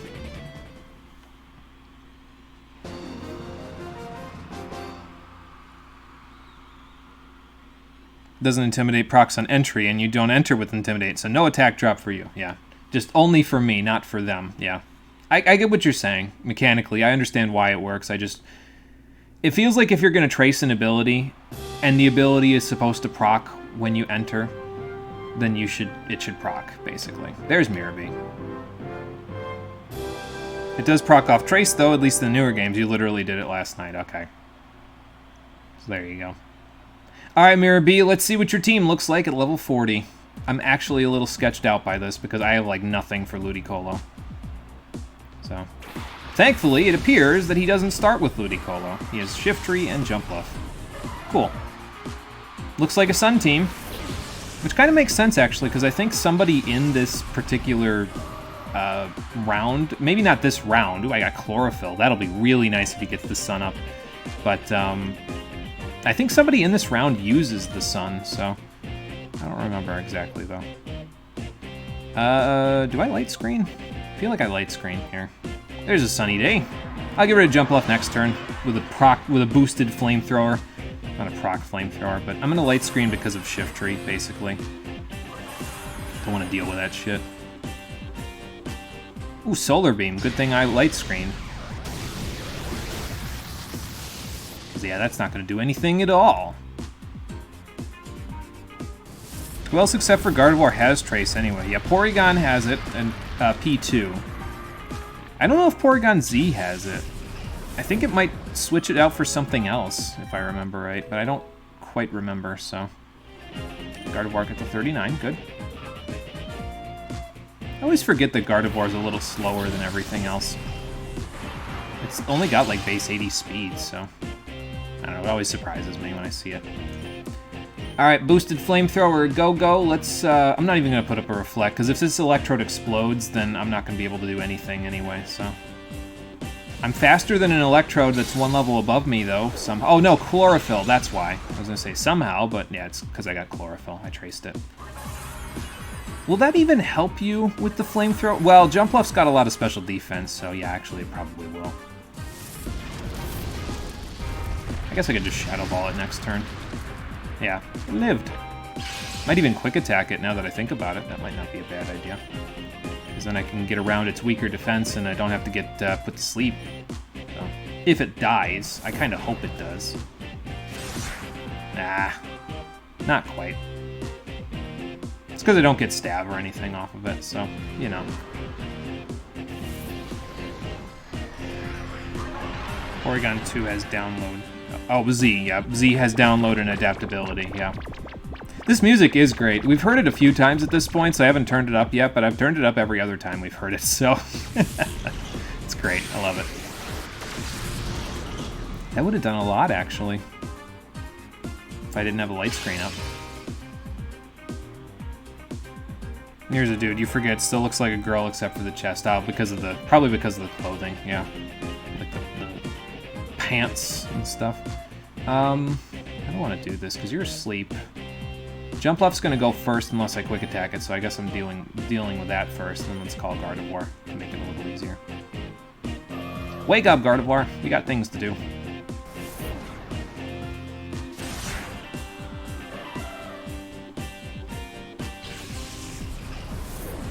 Okay, there we go. Now we should start seeing some shadows. Okay, not yet. Maybe he's just got the nose pass for right now, and then he'll get the other ones later. Ludicolo on a Sun team seems a little weird, though, right? Maybe he's going to set up a Rain Dance after this, and that'll be the thing. I don't know. So you have a light screen up, so I think Shadow Ball will do the most to Electrode there. And I guess I'm just going to Psychic the Ludicolo, see what happens. I could get Breloom in here, though. It's got pretty good neutral coverage against pretty much everything that Ludicolo can do, save for Ice Beam. But we'll see. Ow. Well, not going to be Shadow Balling you today. I guess I'll get somebody else in here. I don't know about Quagsire right now. With Ludicolo on the field, I'm a little sketched out by it, so let's just get Breloom in here. Love how Porygon 2 evolves with a dubious disc. A disc not even made for it like the upgrade was. It's literally just malware, yeah. It upgrades with malware, it's great. So, well, there goes the sun. Yeah, look at it. That thing is high. Oh, Rain and Thunder Plan, yeah. That's... I guess, you know, 2 Pokemon for the sun, 2 Pokemon for the rain, Shadow Pokemon. I mean, I guess that's not a bad strategy. I wouldn't base my team around that, but, you know, I'd probably mix it up a little more. Oh, my light screen wore off. Actually, this might hurt a little. Oh, never mind. And his light screen is still up, which is a little unfortunate. Because that's, yeah, not quite going to KO now. And this probably won't quite KO either, but it'll get rid of his light screen, so that's good. Yeah, he is starting up the Rain Dance. So this thing's probably got Swift Swim, which means I probably am about to get blasted by something. I'm probably going to get Hydro Pumped in the face. Oh, it's got Rain Dish. Okay. Well, that makes it a little easier. So I guess we'll do that. And I'm going to try to put up a light screen before I get Hydro Pumped in the head, but I might get T-Bolted to death before it happens, so... Oh, okay, I lived. Good.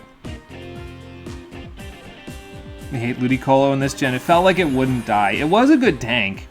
It had the right typing to be a pretty solid tank, because it only has physical weaknesses, and it has really decent special defense, so... And Weather Wars in this gen were probably... They weren't as bad as they got in Gen 5, but they were probably pretty prominent, looking back at the advanced metagame. But if I remember right, Gen 3's metagame was very stally, so that probably, you know, added to it a little bit. That's the wrong Pokemon. I don't want to get Static Proc. Let's get Gardevoir the hell out of here. I'm going to be cheeky-breaky and switch in Quagsire. I'm probably going to get Giga Drained to death, but what do I care? It's fine. I'm just waiting for the nose pass at this point.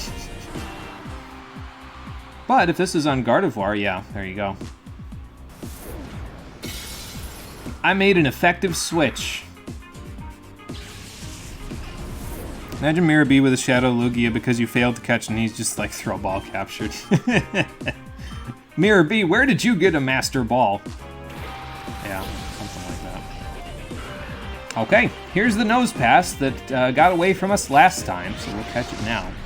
And then we'll worry about Butterfree and Primeape later. I think it'd be kind of interesting if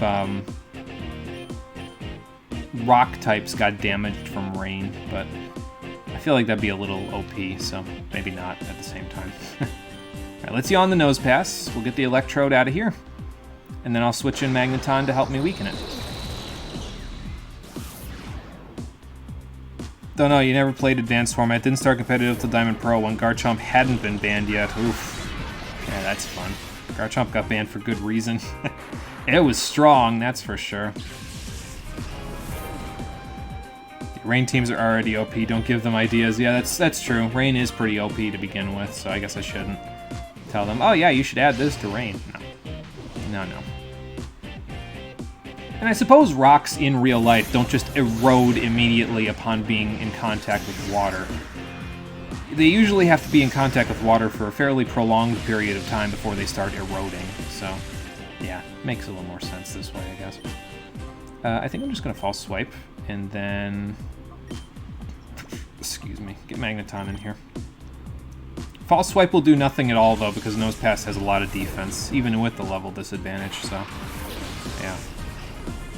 Magneton, I couldn't take you out of the team yet to put you in the Purify Chamber, so you're going to help out with this Shadow Pokemon. Watch me take, like, one from this Shadow Wave on Magneton. Yeah, I was going to say, I have, like, quad resistance plus thick fat resistance to shadow moves, basically, at this point, because of the way that shadow moves work. Basically, they're 2 times effective on each of your types. So if you're a shadow Pokemon well, actually, if you're a regular Pokemon with 2 types, it's 4 times effective.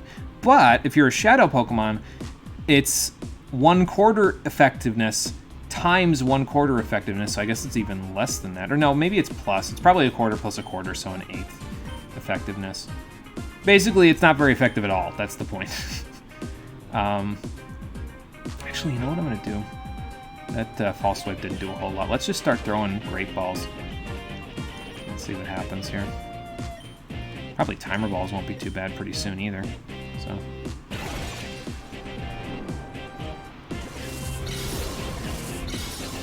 Even rocks and rushing or moving water hold up for a while. Yeah, that's true. Yeah, and then freeze them to explode. Yeah. Oh boy. Man, sleep is OP. I just caught that thing with like next to none of its HP lost. Good lord. Good work, team. Maribee, I will see you again shortly. But first I gotta get through the rest of this round, and that's gonna be a bit of a thing. We'll see. You didn't Shadow Tank until right before Greevil. You really don't have to. I like to do it personally just because I have the open slot in my team, so. And I could just have a 6th Pokemon there as a temporary, but yeah. Figured if I could Shadow Tank a little bit to make it a little easier. It's easier on my wallet, less revives I have to buy. I gotta keep some of my money in my wallet anyway because I gotta buy vitamins in the post-game, so try to keep some of it where it belongs. Okay, and I think this guy doesn't have like a... I think he just uses Sky Attack now that I think about it. I don't think he has like a really in-depth strat. It's just Sky Attack all day long, which is fine. I'm just going to keep these 2 in. I mean, I can T-Bolt any of the flying types he's got. So. And I mean, don't get me wrong, Sky Attack will hurt like hell, but we should be okay. Definitely want to get the Swallow out of here first, though, because it's very fast. It has, like, base 125 speed or something, so... Yeah, there's no way we were outspeeding that.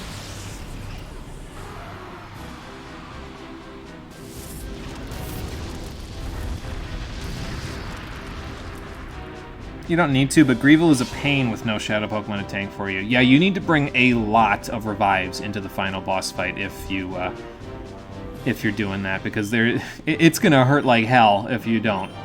You're gonna have to retry it several times if you don't bring them, basically. That's the point.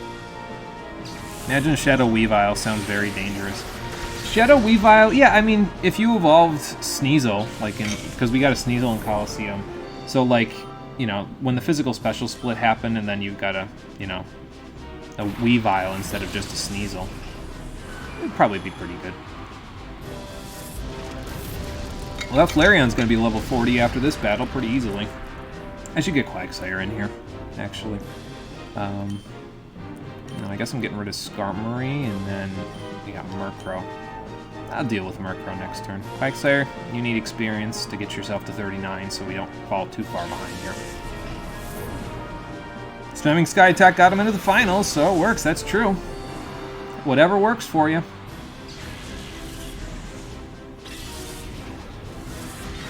I always liked Sky Attack's older animations, too. It looks like a flying-type Hyper Beam, basically, so it's really cool looking. Skarmory will get to do none of that, but, you know, it's there.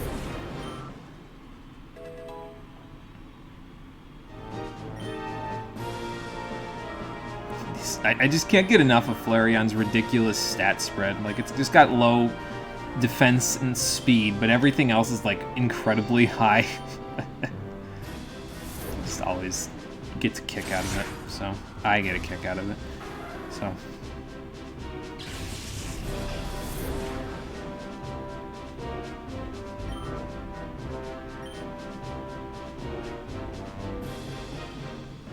yeah, Slow would be able... It would be nice if Quagsire would have dodged the Sky Attack there, even if it was a little bit of a Sea Slug.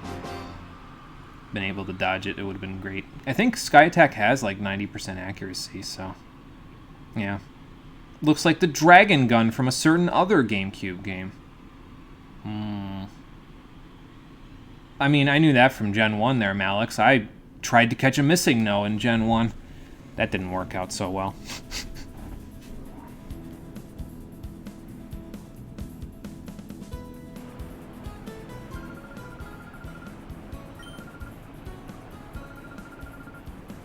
Okay, and for beating the first round, we get TM49, which I think is Snatch, if I remember right. Not a great TM, but the better ones are in the later rounds. I think you get, like, some weather TMs, like Rain Dance and Sunny Day, and then I think you also get, or no, I think it's just Rain Dance, actually, now that I think about it.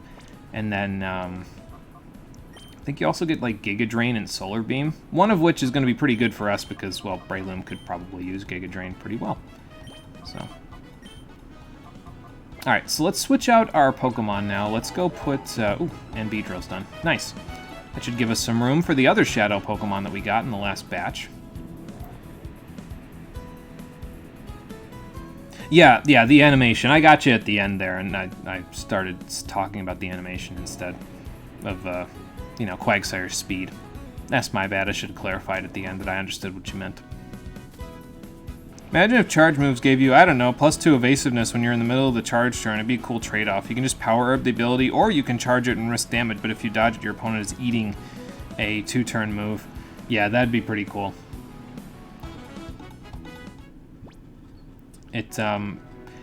Knowing Game Freak, I don't think they'd program it right, but it would be pretty cool if they got it programmed properly. Like, knowing them, they'd program it and the +2 evasiveness would happen even if you power herbed it, and it's like, no, that's not what this is supposed to do. Like, it's supposed to have the evasiveness, and then if you power herb it, it just would drop immediately. But, I don't know. But you're right, the 2-turn moves aren't used very often anymore. It's just easier to just use the 1-turn moves instead. They used to be used more often, I think, back when they were like some of the best moves around because there just wasn't anything even close to them. But I think the closest thing to using Solar Beam in Gen 1 was like using friggin' Petal Dance or something, and that locked you in and you got confused and there was no way to fix that back in Gen 1 short of a full heal, so, or switching. But then there's Razor Leaf. Although I think Razor Leaf came out to be better overall. Why am I in this? I should go in the Purify Chamber so I can purify stuff. I think Razor Leaf came out a little better overall when the Pokemon could crit back in Gen 1, so... Like, if you gave it to a Venusaur, it was, I think it was better than Solar Beam, if I remember right, because it critted so often.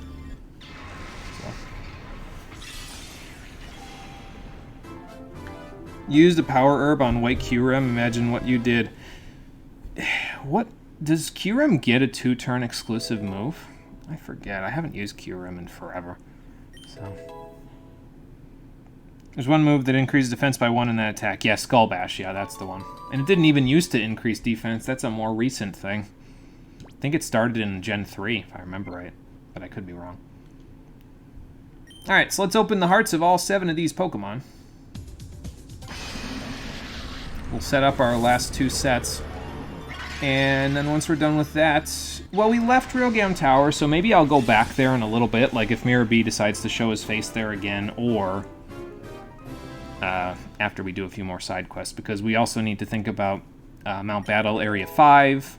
We need to think about the Battle Bingo stuff that we need to do, and we need to do the Great Battle CD Hunt, which I don't have the stuff in front of me for. I probably should have wrote that down, but, you know... Oh, Paris got Spore back by purifying. That's not bad. I guess that's one good reason to use it. Yeah, Xerneas has a 2-turn move as well. Yeah, and it's popular in Ubers. Yep. I don't remember the name of the move, but it is. Yeah, it's a popular move. Isn't that the one that boosts its stats or something? So it can sweep? I forget.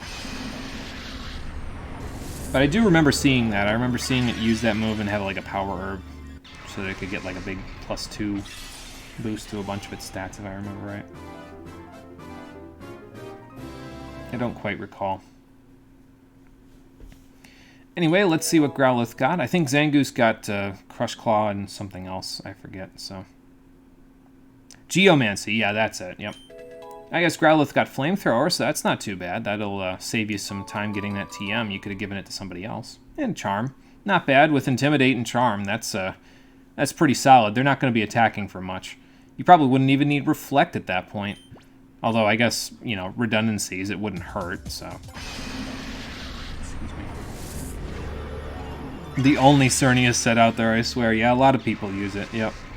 So, wouldn't be shocked if it would seem like the only one.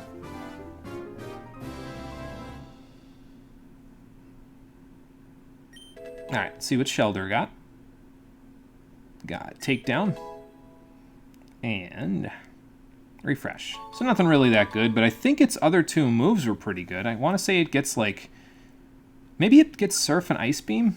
I don't recall. I think it gets at least Ice Beam, but I don't know if it gets Surf. So... Alright, let's get Pidgeotto. Yeah, +2 in special attack, special defense, and speed, so it's just 2 Quiver Dances. Yep. Goes to show why Quiver Dance is one of the better boosting moves in the game, if not the best. I would consider it to be, you know, pretty much the best boosting move in the game. I guess Shell Smash gives it a run for its money, but there's no downsides to Quiver Dance, so... So there you go. Pidgeotto got Wing Attack and Refresh. And it should evolve fairly soon if you got it some experience instead of just sticking in the Purify Chamber like I did, so... Kyurem White gets Ice Burn, 140 base power, 90 accuracy, and it has a pretty good burn chance. Oh, so that's the 2-turn move. Or maybe not. But no one expects it either. Yeah, for sure. Yeah, I don't even remember Ice Burn, so I definitely wouldn't expect it, so... Yeah, same turn time without the speed up, yep. And that is the 2-turn move. Okay, gotcha. Have fun with your burn. Yeah, pretty much. Okay, Beedrill gets Sludge Bomb. That's not too bad, actually, for it, because that's a pretty solid move. Baton Pass isn't bad either. It can learn Agility and Swords Dance, I think. And this is, I mean, obviously, Smogon's ban list doesn't have any effect here. You could just use that if you wanted. Gets Twin Needle as a bug move, which isn't the best, but I guess it... I forget if it has 100% accuracy in this gen. I don't think it does. So, pretty much just use it for Sludge Bomb if you're going to use it. Because that's mostly what it's good for.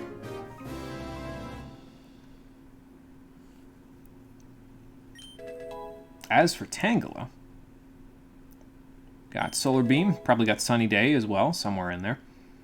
And Morning Sun. Yeah, it's definitely a Sun team participant, that's for sure, with the moveset like that. So. Special attack doesn't mind, or your rest tank, yeah, for sure. Or both, depending on which Pokemon you use. I used to use a Lilligant like that was a rest tank with Quiver Dance. It was like Pedal Dance with Own Tempo, Quiver Dance, Rest, and Sleep Talk, and no one expected it. And it just murdered a lot of things, because it was a physically defensive tank. And it was just silly, but it was very unexpected that a lot of people didn't know what it was going to do. So it just did some good work. Hey, Conquer, it's going good. How's it going for you there? We are doing some purifying and getting all 9 of our sets here in the Purify Chamber all set up and ready to go. For this set, I need to take Grimer out. I need to put... Who do I need to put in there? Well, we got a few Shadow Pokemon to stick in the boxes here. This was Paris, I think, if I remember right. Let's see, and it goes right there. Yep, there you go. So that's perfect tempo for number 8. As for number 9, I need to take a whole bunch of Pokemon out of this one. So Voltorb needs to come out of this one, and we need to stick Rock Ground. Growlithe needs to go there. Yep. And then Tangela, and then Shelder, and that's it. And then we have got 9 sets of perfect tempo. Easy as this. Okay, there we go. Now we can purify any methamphetamines we find. And as it turns out, a whole bunch of Shadow Pokemon as well. So let's go back to the beginning here. There we go. I might even stick Zangoose in this one instead of Spearow. Let Spearow take a rest, because, I mean, Zangoose has been kind of... It seems appropriate to stick it in here, right? Because it's one of the first Shadow Pokemon we saw, and it's kind of the one that we've been chasing for a while, right? So, I might stick it in here instead of Spearow. Let Spearow rest. Ooh. And by let Spearow rest, I mean stick it in the PC, so there we go. Let's grab these guys. Silver Powder. I guess I can take that off your hands. So, stick Magneton in there instead. Anybody else have any items that they want to talk about? No. Arbok, I do want to bring into the team, though, because, like I said before, it has Shadow Half, so that's going to make it a really nice, basically, Shadow tank, because it can, not only can it tank the Shadow hits pretty well, it can also weaken Shadow Pokemon very effectively by doing so. So yeah, we'll do that. Hypno, let's see if we can find you one that has... Okay, there we go. Zubat can give you potential flow bonus, and then we'll go from there. Nose Pass, we finally got you, so let's stick you over here. I guess either one. There we go. Anybody else? Arbok, but we're going to bring that into the team, so stick that like down here. I'll stick you over here. No particular order, I guess, here. Just I was going to put them in the order that I caught them, but, like, most of these, it just doesn't matter. That's the point. Alright, so let's go get Venomoth Silver Powder, and then we'll stick it in the Purify Chamber, and we'll bring Shadow Arbok with us for probably quite some time. It's going to take a long time for Arbok to purify if we're just keeping it in the party, because the Pokemon in the party right now are back up to having their decently high levels of Shadow Gauge, so it takes a little while to fix that. Alright, Metal Coat, go in there. Silver Powder, go in there. And then after that, I think we're okay. Stick Venomoth in, bring Arbok out, and we'll be good to go. Oops, not in the center.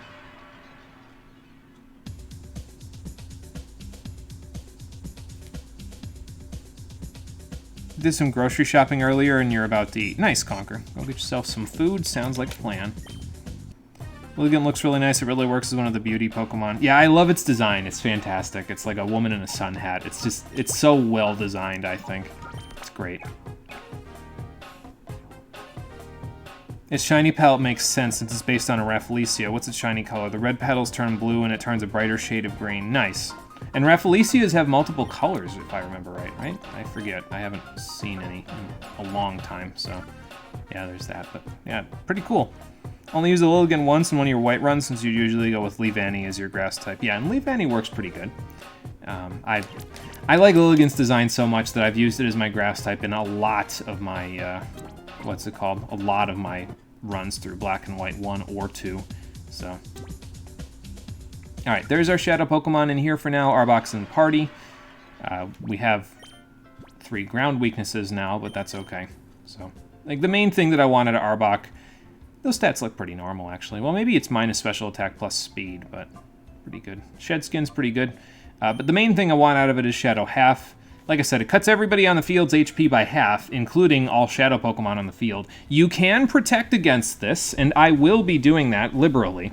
But the other thing that I like about Arbok is that once you get it down on its first bar, it'll get Glare back. So it'll be a really nice Pokemon for catching Shadow Pokemon, because I can just Shadow Half, wait out the turn, and then glare at everything that I see, and there you go. Then it can catch most of the Shadow Pokemon that we're going to come across from here on out.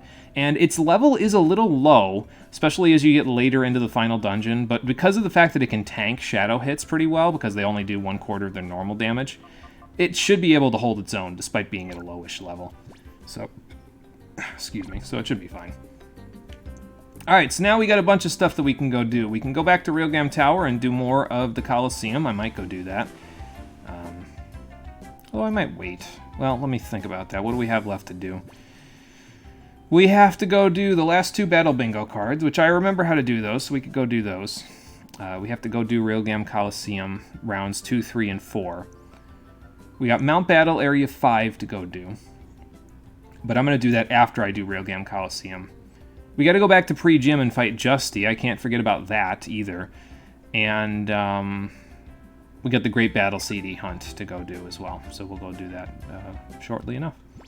I guess I could start the Great Battle CD hunt now by going to Phoenix City and taking care of Justy before we go anywhere. So... I am going to nuke Justy. He's got, like, Pokemon in the 20s in level right now. He's just going to get destroyed. It's going to be ridiculous. So, while I'm here, we might as well start the Great Battle CD hunt, though, because if we talk to Castform, we get Battle CD number 15. The problem with the Battle CDs in this one is that they're kind of scattered all over the place in places that you wouldn't expect them to be, so you end up basically just checking every house and every bookshelf that you see to find them. Well, I mean, you run so much, Dash, I wouldn't be shocked, so... Okay, cool. Alright, go run. I'll go do the battle CD at some point. I think I'm just going to pick up the ones that I'm pretty sure I can get in here right now. I think I remember where some of them are anyway. Is this one in here? No. There was a bookshelf, I think, where it could be, and it's not in this house. So maybe it's in the old dude's house. Well, I'd like to believe I made a difference. Unless it's up on top there. I could have sworn the thing said lower right house. In here? There's one. I don't know. Somebody must have shuffled it in here. Possibly.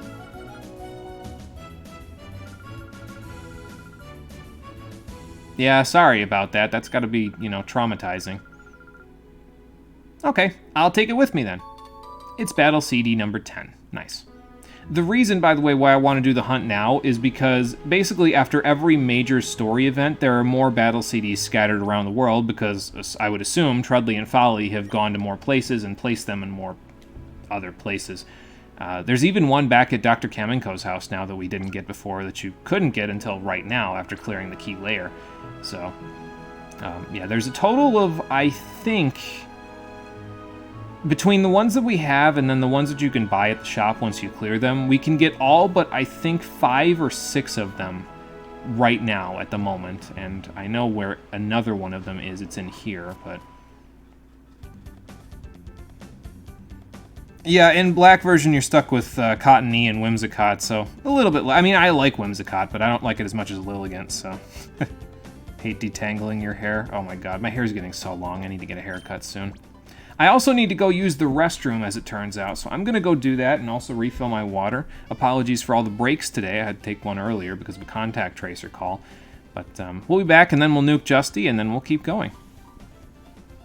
Yeah, we're probably going to be doing the battle CDs for like 1.5 streams total by the time we're done. It's going to be a long time because we're going to go through all 50 of them at once. But, you know, it's going to be a process, but it'll be good to show them off because I do enjoy them. So, all right, I'll be right back.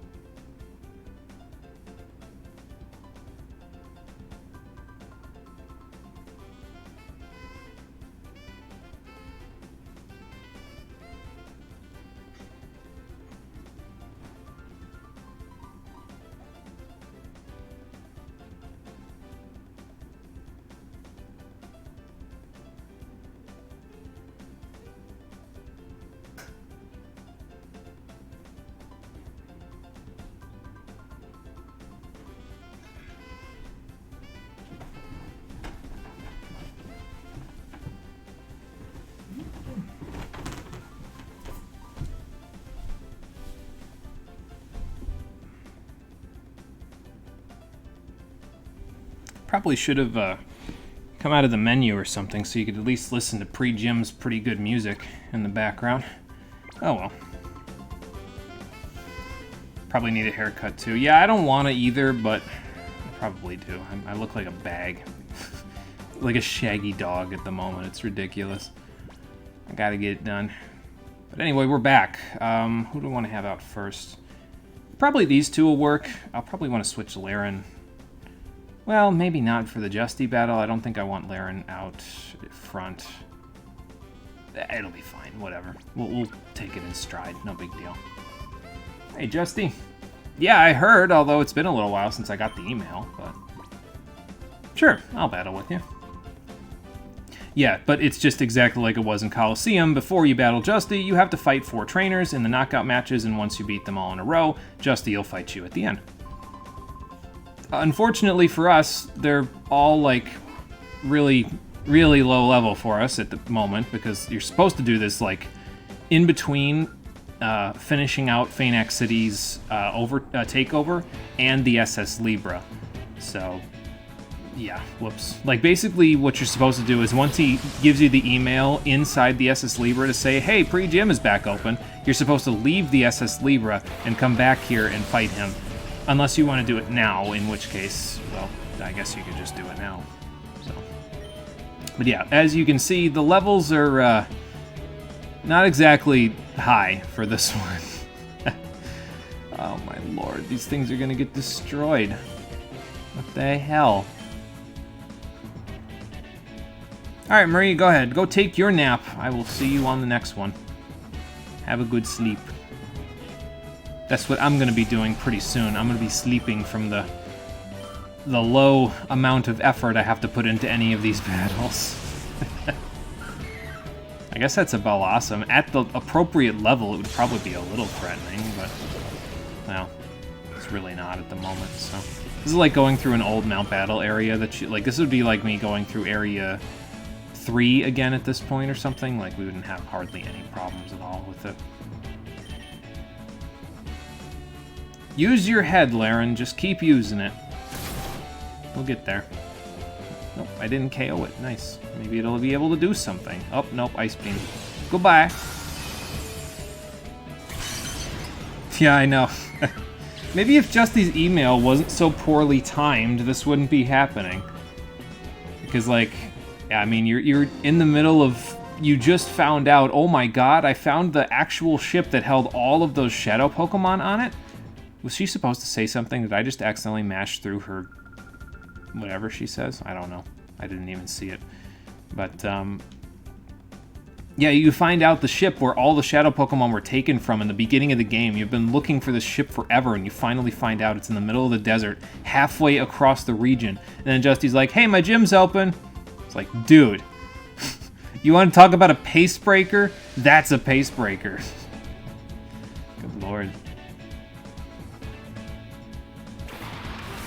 But the funny part is, though, is that if you were to go back to Coliseum, if I remember right, I think Justy's levels were in like the, you know, mid-30s or close to 40, if I recall correctly. So it's kind of strange that they wouldn't just have all the trainers be at that level and just like have him be like a pseudo Realgam Coliseum type of a trainer. Basically be like, well, if you can beat him, you can probably beat Realgam Coliseum. But I don't know. Whatever. It's not a big deal. We're just going to blast right through these and get a little bit of free experience, basically. I should be calling and then Iron Tailing because it works a little better in terms of damage, but it's fine. Justy's exactly the same, pretty much, as he was back in Coliseum. He still uses Double Team and Sandstorm with Sandveil strategies, so that's about as much of a pain in the ass as you'd expect. We don't have to be as worried about it in this game, though, because of the call function. So if he uses Double Team, we can just blast our accuracy through the roof using the call feature, and that'll work pretty good for us. So, yeah, I'm not too worried about it. Sure, I'll let Breloom go ahead and get in. I think I'm going to have Breloom and Laren start the battle. Well, no, I should probably have Breloom and Quagsire do the battle with Justy, if I can switch before then. Because the both of them will work really well against Justy. So Oh, good. Now the trainers use double team, too. Fantastic. Yeah, I think you're right, Conker. I think late 30s, if not 40, was about where Justy was and the trainers here. So...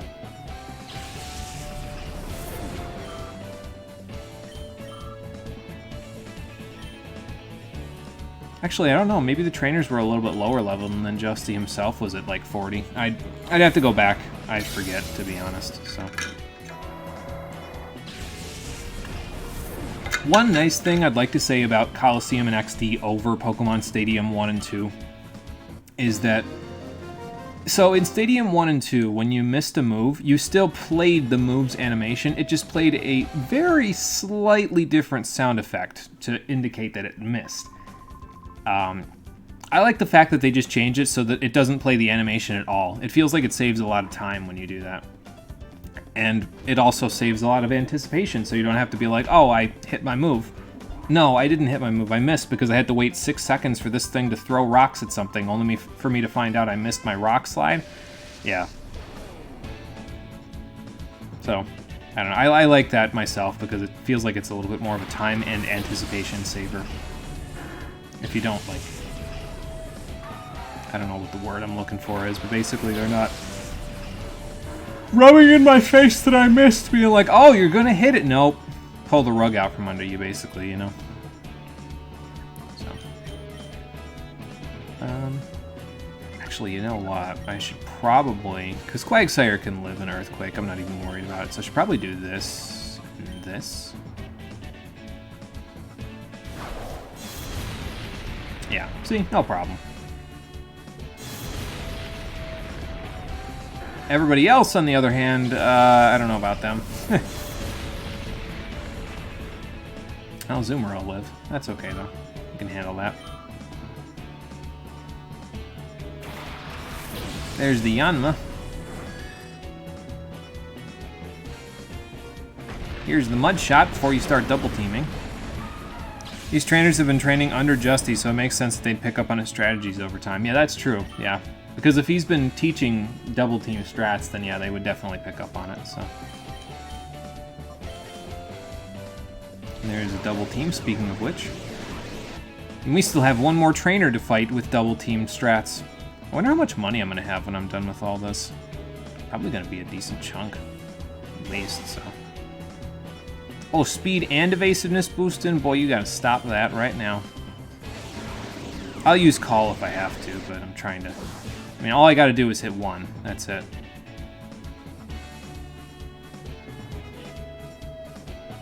And apparently the game doesn't want me to hit 1. So that's fine. Let me see if I can yawn it so that this doesn't get too far out of control. Because basically what I'm going to do, if I can't hit either of these things, I hit my headbutt, that's good, is I'm going to just use Call 6 times and then go from there. But I don't have to, because Yanma fainted, so that's good.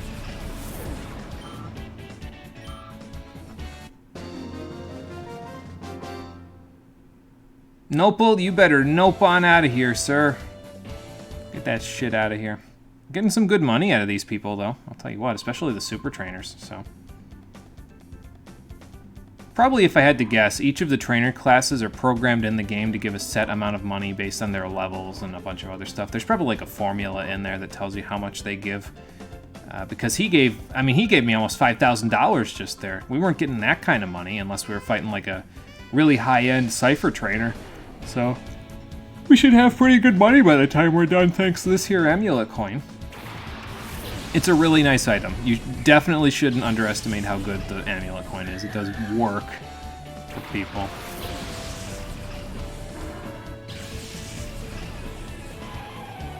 Alright, so I took a little damage last time, that's okay. But let's Earthquake these guys again because it's a bunch of electric types, so...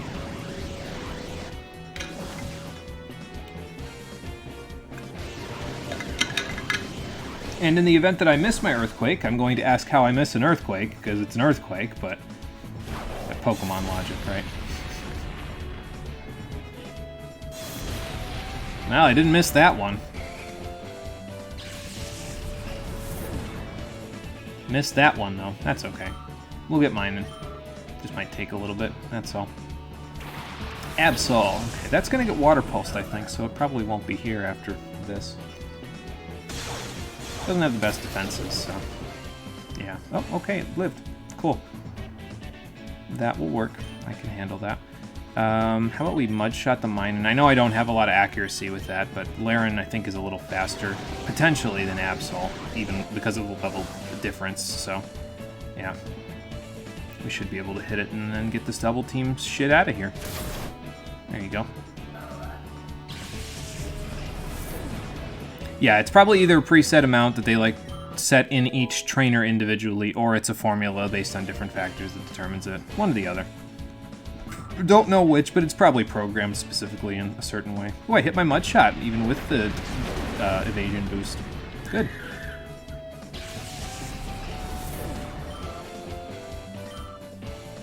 I think I'll be able to switch up my team before we fight Justy, though, so that'll allow me to put...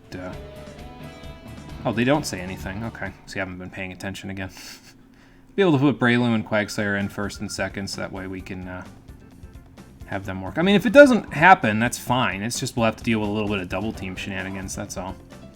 So. Well, I mean, I've been training even after all the stuff I did in Feign X, so... You know what? Sure, why not? I'll just do it right now. I don't need to heal. We'll be fine. I hope. Yeah, just these Pokemon are in like the high 20s, so it's fine. We'll be okay. But yeah, it's a Sandstorm team with all of his Pokemon, except maybe one of them, have Sand Veil, and they all know Double Team as well. So if you don't like accuracy boosting, you are gonna hate Justy's team. Thankfully, they're all pretty slow, so that should make it a little easier for us to take them down. So, even with our lowish speed, we should be able to take them out. I know Quagsire's really good against them, though, because I think Quagsire's got an advantage against at least 3 of his 4 Pokemon, so... It's just I'm really slow, so unfortunately, sometimes Double Team will go through and I won't be able to, you know... hit my attacks. But this one I did hit, so that's the important part.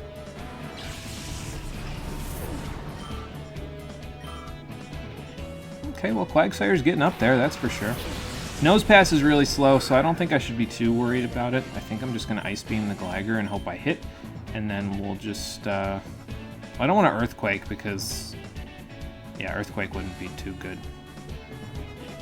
Do I just raw Iron Tail, like, without calling first? I don't think I do in this particular battle. I think I'm going to call first.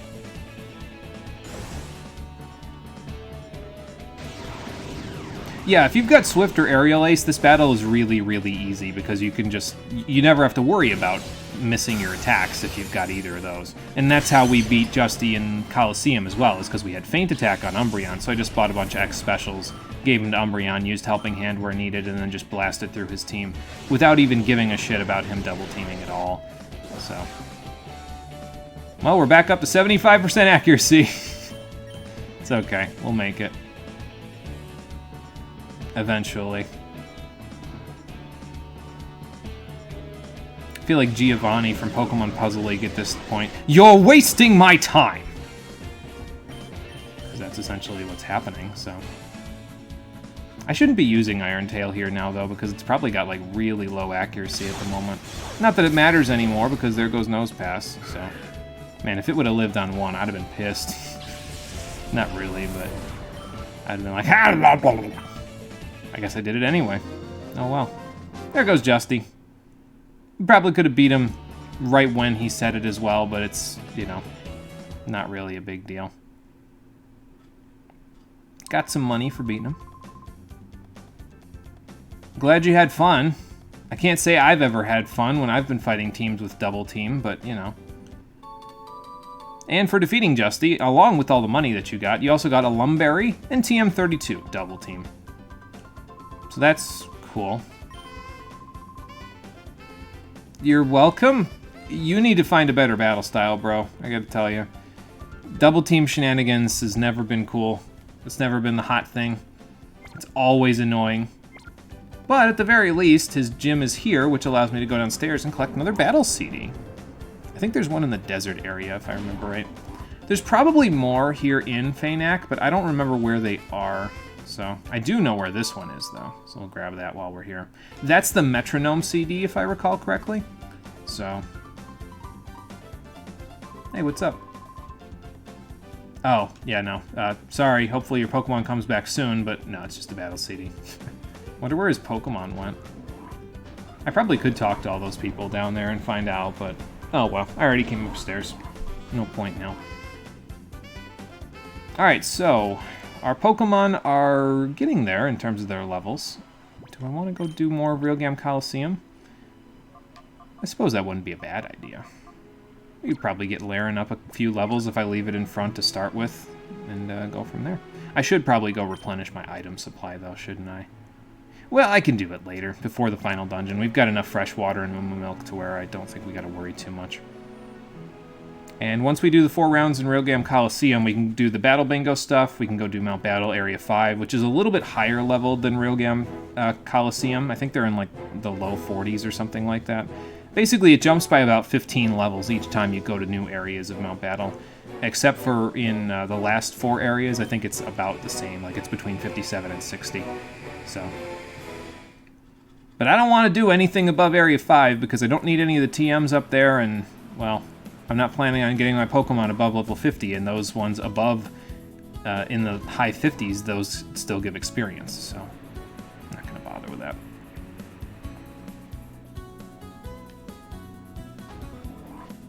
Thinking about Swift or Aerial Ace, if you got...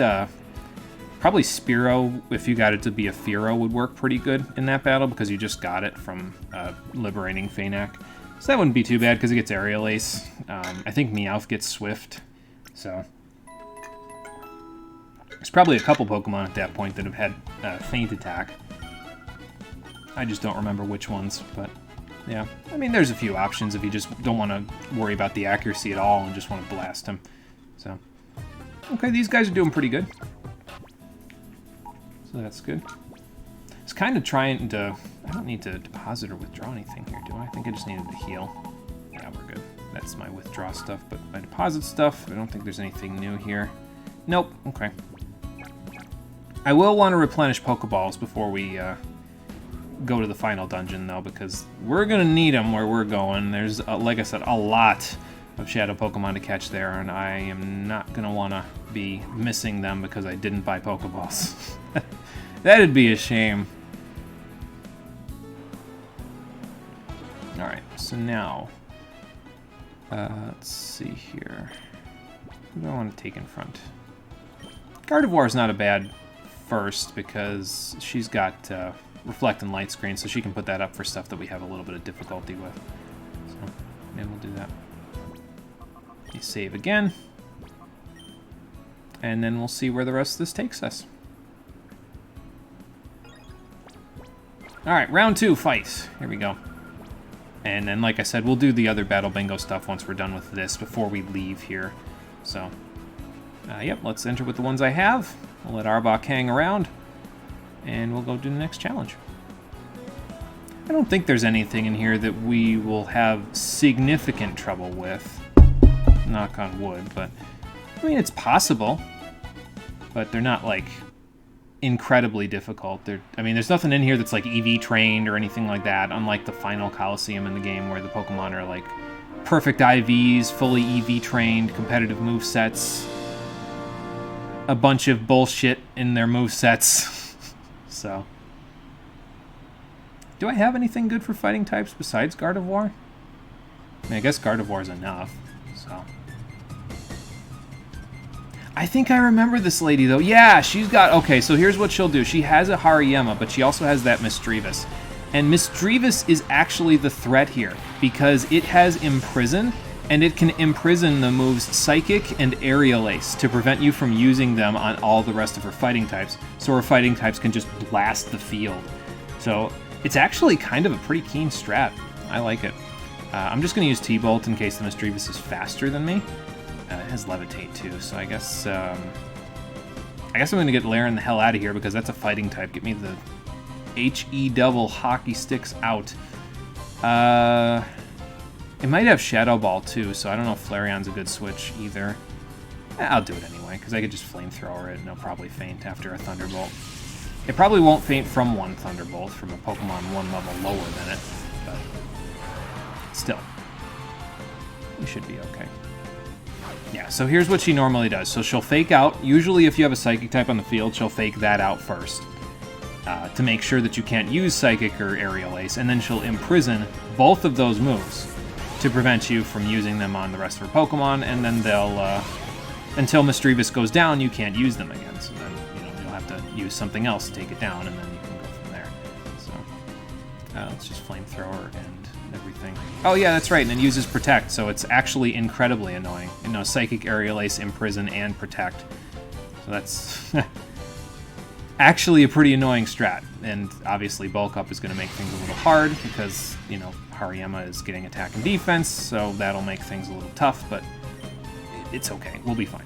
We'll be fine. We'll just take care of the Misdreavus, and then we'll be good to go. As long as it doesn't hit like 4 Protects in a row, we're okay.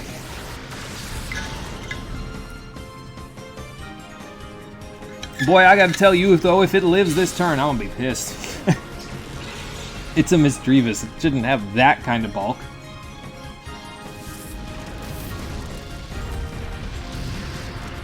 Oh my god, it lived on like 8 HP. Oh, what the hell. Alright, it's fine. We'll just take care of it this turn. Or should I take out Hariyama because Misdreavus is going to protect again? Might not be a bad idea, actually. Let me Shadow Ball in case it doesn't protect. Yeah, I kind of figured it would. But let's do a little damage to Hariyama until Misdreavus goes down, and then we'll go from there. Oh, a crit. Nice. That'll work. It's trying to Rock Tomb me, this Hariyama, but I can probably take that. Okay, Brick Break might hurt a little, because that's Stab. Oh, okay. It's just on Gardevoir. That's fine. Alright, so now... you used Psychic already, didn't you? And this is bulked up, so I guess I T-Bolt this, and I Shadow Ball this. So...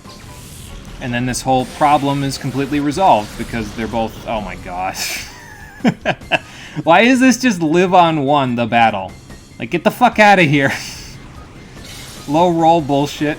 It's fine. Fine, I'm gonna take care of the Misdreavus, and this whole problem will be resolved. Actually, I think one of her other ones is a Medicham, too, so Shadow Ball will work pretty good against that, as long as I'm faster than it. Which I should be. This is what I get for doing this at the appropriate level, though, right? Oh, it's a Breloom. Okay, that's fine, because now I know exactly what I'm going to use on everybody. So. Or you could crit Flareon and KO it. That's cool, too, I guess. Oh, what a shit show this is. Well, I can still Psychic the Breloom. Because Imprison, I think once the Pokemon faints, Imprison goes away, if I recall correctly, so... We should be okay to do that.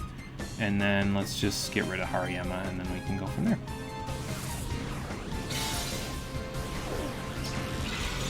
Imagine, though, if a mainline Pokemon game where the gym leaders' teams or that region's equivalent are all EV trained and have competitive movesets rather than learn sets with a TM move. Yeah, that would make that region pretty hard. They'd have to make sure that you could, like, properly EV train yourself in some way. Otherwise, you'd have a little bit of trouble. Why am I having your luck with my damage rolls? That is a good question. I'm not having the best of luck, that's for sure. It's okay, my luck kind of fluctuates. It's like a little bit up and then a little bit down, and it just evens out eventually. I've got pretty normal luck because it evens out, so... But I'm doing this at level, so that's probably why it's being a little bit of a butt. So... just Brick Break. I mean, I got intimidated, but who the fuck cares? I'm gonna take this thing out right now. Gardevoir will get to level 40, and then we'll be good to go. I can't believe Breloom's faster than this Hitmontop. I don't have that much speed, but oh well. So yeah, that was actually a pretty tough first fight, but I don't think that they're all like this in this round. I think they get a little easier as the rounds go on, if I remember right. So the experience is good, though. So that's the important part. And we'll get Giga Drain out of this, which is really nice for Breloom. So now I can Nosferatu tank even better than before.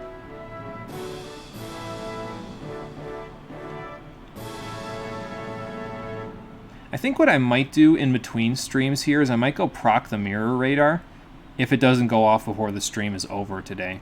I might go proc it just so I can see if I can catch all of the other shadows that Mirror B has at the moment.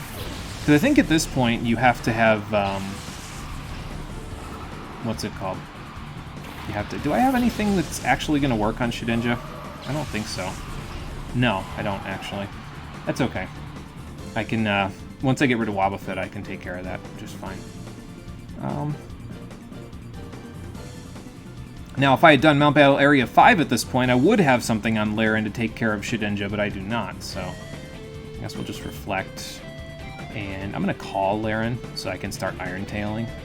And Iron Tail and Thunderbolt will probably do about 9/10 of Wobbuffet's HP just to spite me. And then I'll get either countered or mirror coated into oblivion. But yeah, definitely going to want Reflect up for Silverwind because Shedinja's attack is pretty good. So yeah, probably. It's probably just from the speed EVs, so. But that's okay. I appreciate the speed EVs that I got. So. Alright, so let's start chipping away at the Wobbuffet. Probably get knocked out while I'm at it, but that's okay. Ooh, I got a crit. Now I can probably knock it out. And then I can switch something in that can actually take out Shedinja. Very good, very good. That's probably, I was going to say, going to KO me right there, but I got a little lucky with the damage roll, so. Get him, Laren! There you go. Easy dead Wobbuffet. Lots of experience out of Wobbuffet, though. Holy crap, that thing gives a lot. There's a Medicham. I don't know, we could probably deal with Medicham while we're here. Probably have Laren protect. I don't know if Psychic will do enough to KO it, though. I mean, I guess it's fine. I can get Flareon a safe switch in so I can use Shadow Ball on both of them, really. So, I'm going to do this. Just to be safe. Because I'll probably... If it high jump kicks, it's dead, basically, so... Because I don't think it's dead from the Psychic, yeah. That's okay. Okay, Brick Break is fine, too. Because now I've wasted your turn. And gotten Flareon a safe switch in to take care of Shedinja next turn. I forget, I'm pretty sure Steel is neutral against fighting. But, well, I guess we're going to find out right now. Or should I... No, I got to switch in Flareon because it's like the only one that has a decent move against this thing. Shedinja, that is. So. And then we Iron Tail the Medicham and get it out of here. Unless I get Brick Break to death, which is possible. There goes my wall. Yep. That's okay. You did your best, Laren. That's the important part. You also gave Flareon a safe switch in, so I'll take that. And, I guess we switch in Quagsire. Quagsire will get to 40 out of this, so we'll be good. Get rid of Shedinja. And it'll all be good to go. Shedinja plus Wobbuffet is a hell of a combo, though. Because if you don't have anything for Shedinja at that point, you're screwed. Because you cannot switch out thanks to Shadow Tag. What a bastard move. Oh, well. Oh, Marsh Stomp, okay. So Shadow Ball a Go-Go on the Medicham, and then Marsh Stomp... I guess it doesn't matter, really. I'll just Water Pulse it.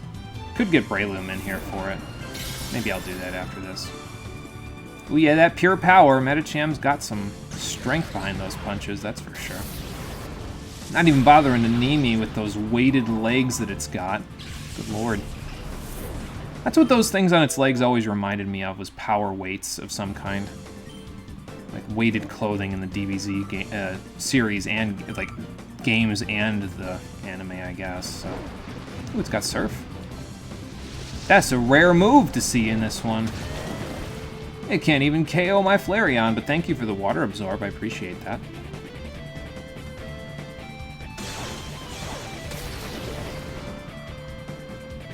Alright, so let's get Breloom in here, because after one more Water Pulse, Breloom should definitely be able to KO. And it'll be good. What will you do now, Marsh Stomp? Your Surf is useless. Watch it bust out like Aerial Ace or some stupid shit. Just like predict the Breloom switch in and Aerial Ace the hell out of her. I don't know, I think that'd be pretty funny.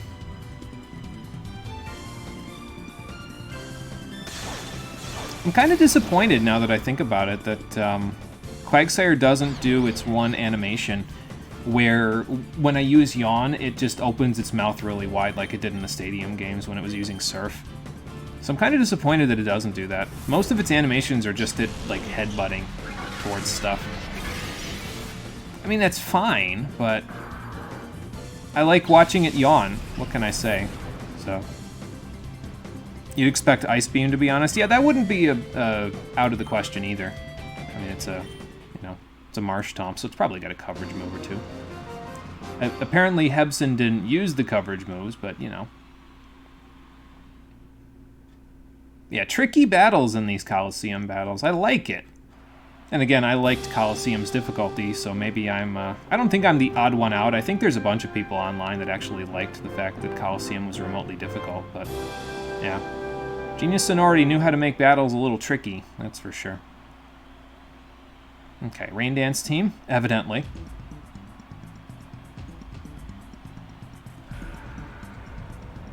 And then we'll see what the last one is.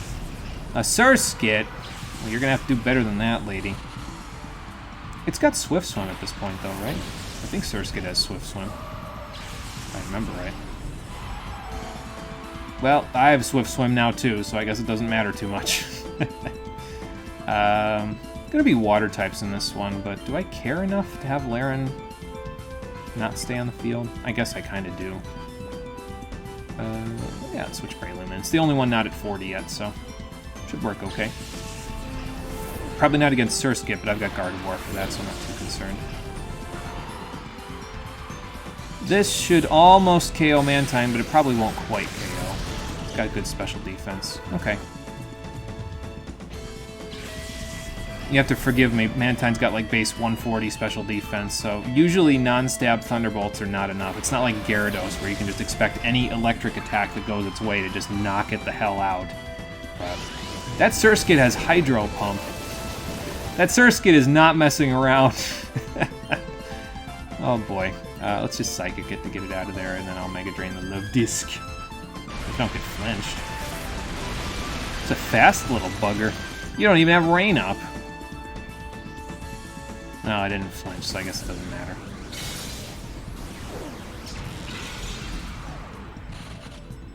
Surskit, I love you, but your evolution really should have kept your typing.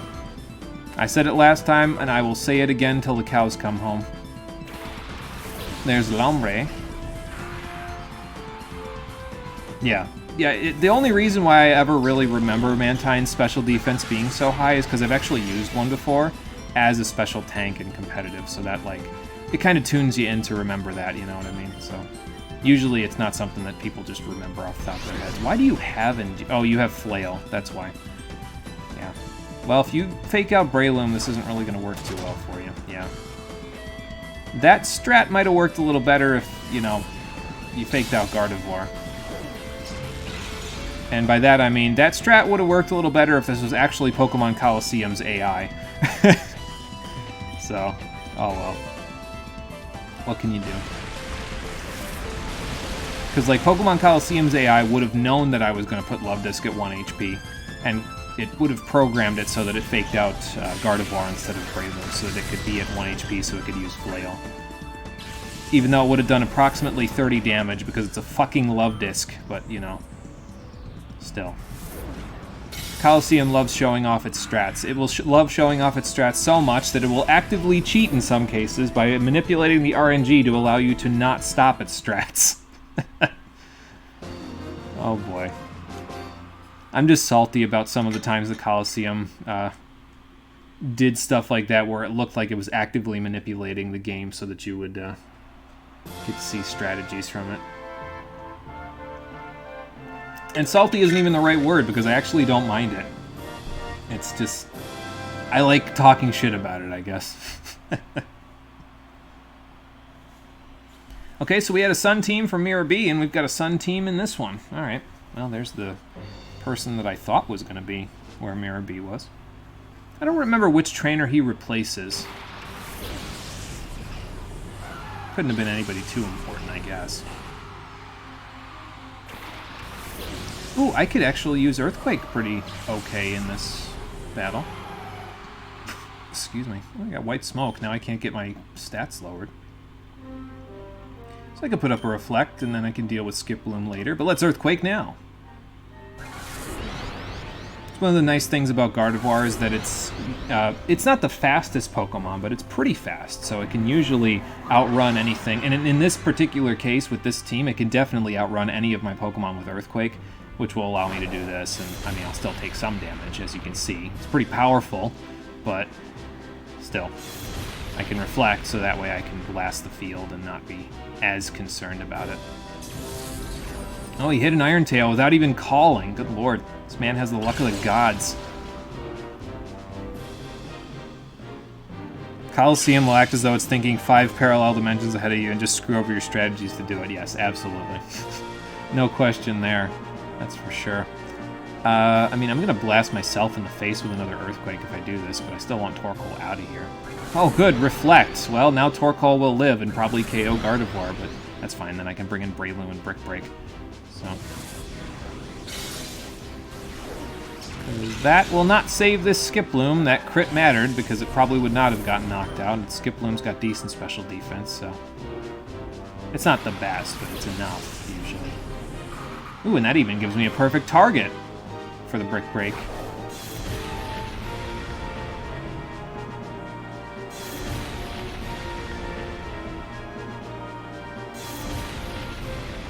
Yeah, and I figured it wasn't going to work because, well, Torkoal... Oh, Eruption. Yeah, that's not going to work for you either. You should have done that to begin with.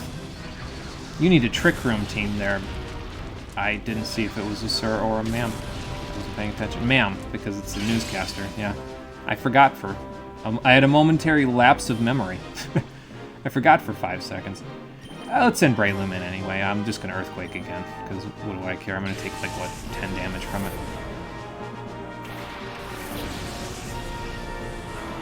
I love how every time I've used Earthquake in this series, though, it's mostly just, like, I haven't even bothered with Protect. I just have resistances to it, either through Reflect or through just a Pokemon's natural typing resisting it. I'm just like, man, I don't even care about the Protect Earthquake strategy. I don't Protect, I just Earthquake. No Hulk Think, all Hulk Smash. That's it. Well, Breloom will get to 40 now. And Tropius, Tropius is probably pretty quick, but it shouldn't be too big of a deal. It might Solar Beam me. Oh well. Let's get rid of the wall. And I'm going to call Laren now, because then I can Iron Tail the Tropius next turn. And the Reflect won't be a problem. I was going to say, although with Reflect that might be a problem, but no, it won't anymore, because, you know, oh, I don't have a Reflect anymore. Okay, fair enough. It will be a problem. And that's why it'll be a problem. Ow. Nothing like slow... What was the thing that I outsped? I think I'm gonna go back.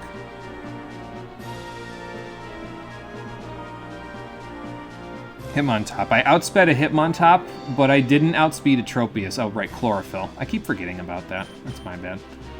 Oh, well. Chlorophyll trying to screw me over. Prevent Breloom from getting to level 40, but that's okay. We'll be fine. I do want Laren to keep getting levels, though, because the closer we get it to 42, the better off we'll be when it levels up. So I'm going to get rid of Nuzleaf, and I'm going to Protect this turn to waste their time and effort. Mega Kick. Oh, boy. Boy, that animation looks like a Mega Kick, that's for sure. Did you see the pulse on that? The shockwave? Good lord. Alright, get this Nuzleaf out of here. It's annoying me. And then we'll go from there. Okay, Sunlight's gone, so Tropius is no longer Fast Boy hours. So let's let Flareon Flamethrower here, and I'm going to use Laren's turn to use a Revive. We have 18 of them, so I think we'll be okay. Let's revive Breloom so she can at least get a little experience out of this. I think she was pretty close to 40, so she might even get there from the Tropius if it was that far along. Once we KO it, that is. No, there we go. That should be good enough. Probably Laren will get KO'd by this, but that's okay. You're almost 41, Laren. So we'll make that work. Let's get Breloom in here just to make sure. I think I had... Yeah, I had Breloom out because I got KO'd by Aerial Ace, so... Yeah. Well, there goes the Reflect, finally. And there goes the Tropius. Easy. I don't use Protect. I'll just resist the damage easy. Yeah, that's pretty much me in Coliseum and XD. I'm just like, I don't even care. I'll just throw a Bug or a Grass type out when I'm using Earthquake. No big deal. And it was my fighting type in Coliseum too, because I would resist it with Heracross. So it was all good. That's all. It was all good. That's all that mattered. All right, that's 2 rounds. And it's 7:05, so let's see what we get here. So we get a whole bunch... Oh, that's Amulet Coin boosted. That's good to know. I didn't know that you could boost the prize money with the Amulet Coin, because I definitely just boosted all of that up. That's like double what we normally get. And we got Giga Drain out of that. Boy, this is my lucky day. Alright, so we got 2 rounds done. Let's get Giga Drain on Breloom before we do anything else. I'll go buy some supplies, and then I think we'll call it a day. How about that? So Giga Drain a go-go, Breloom, here you go.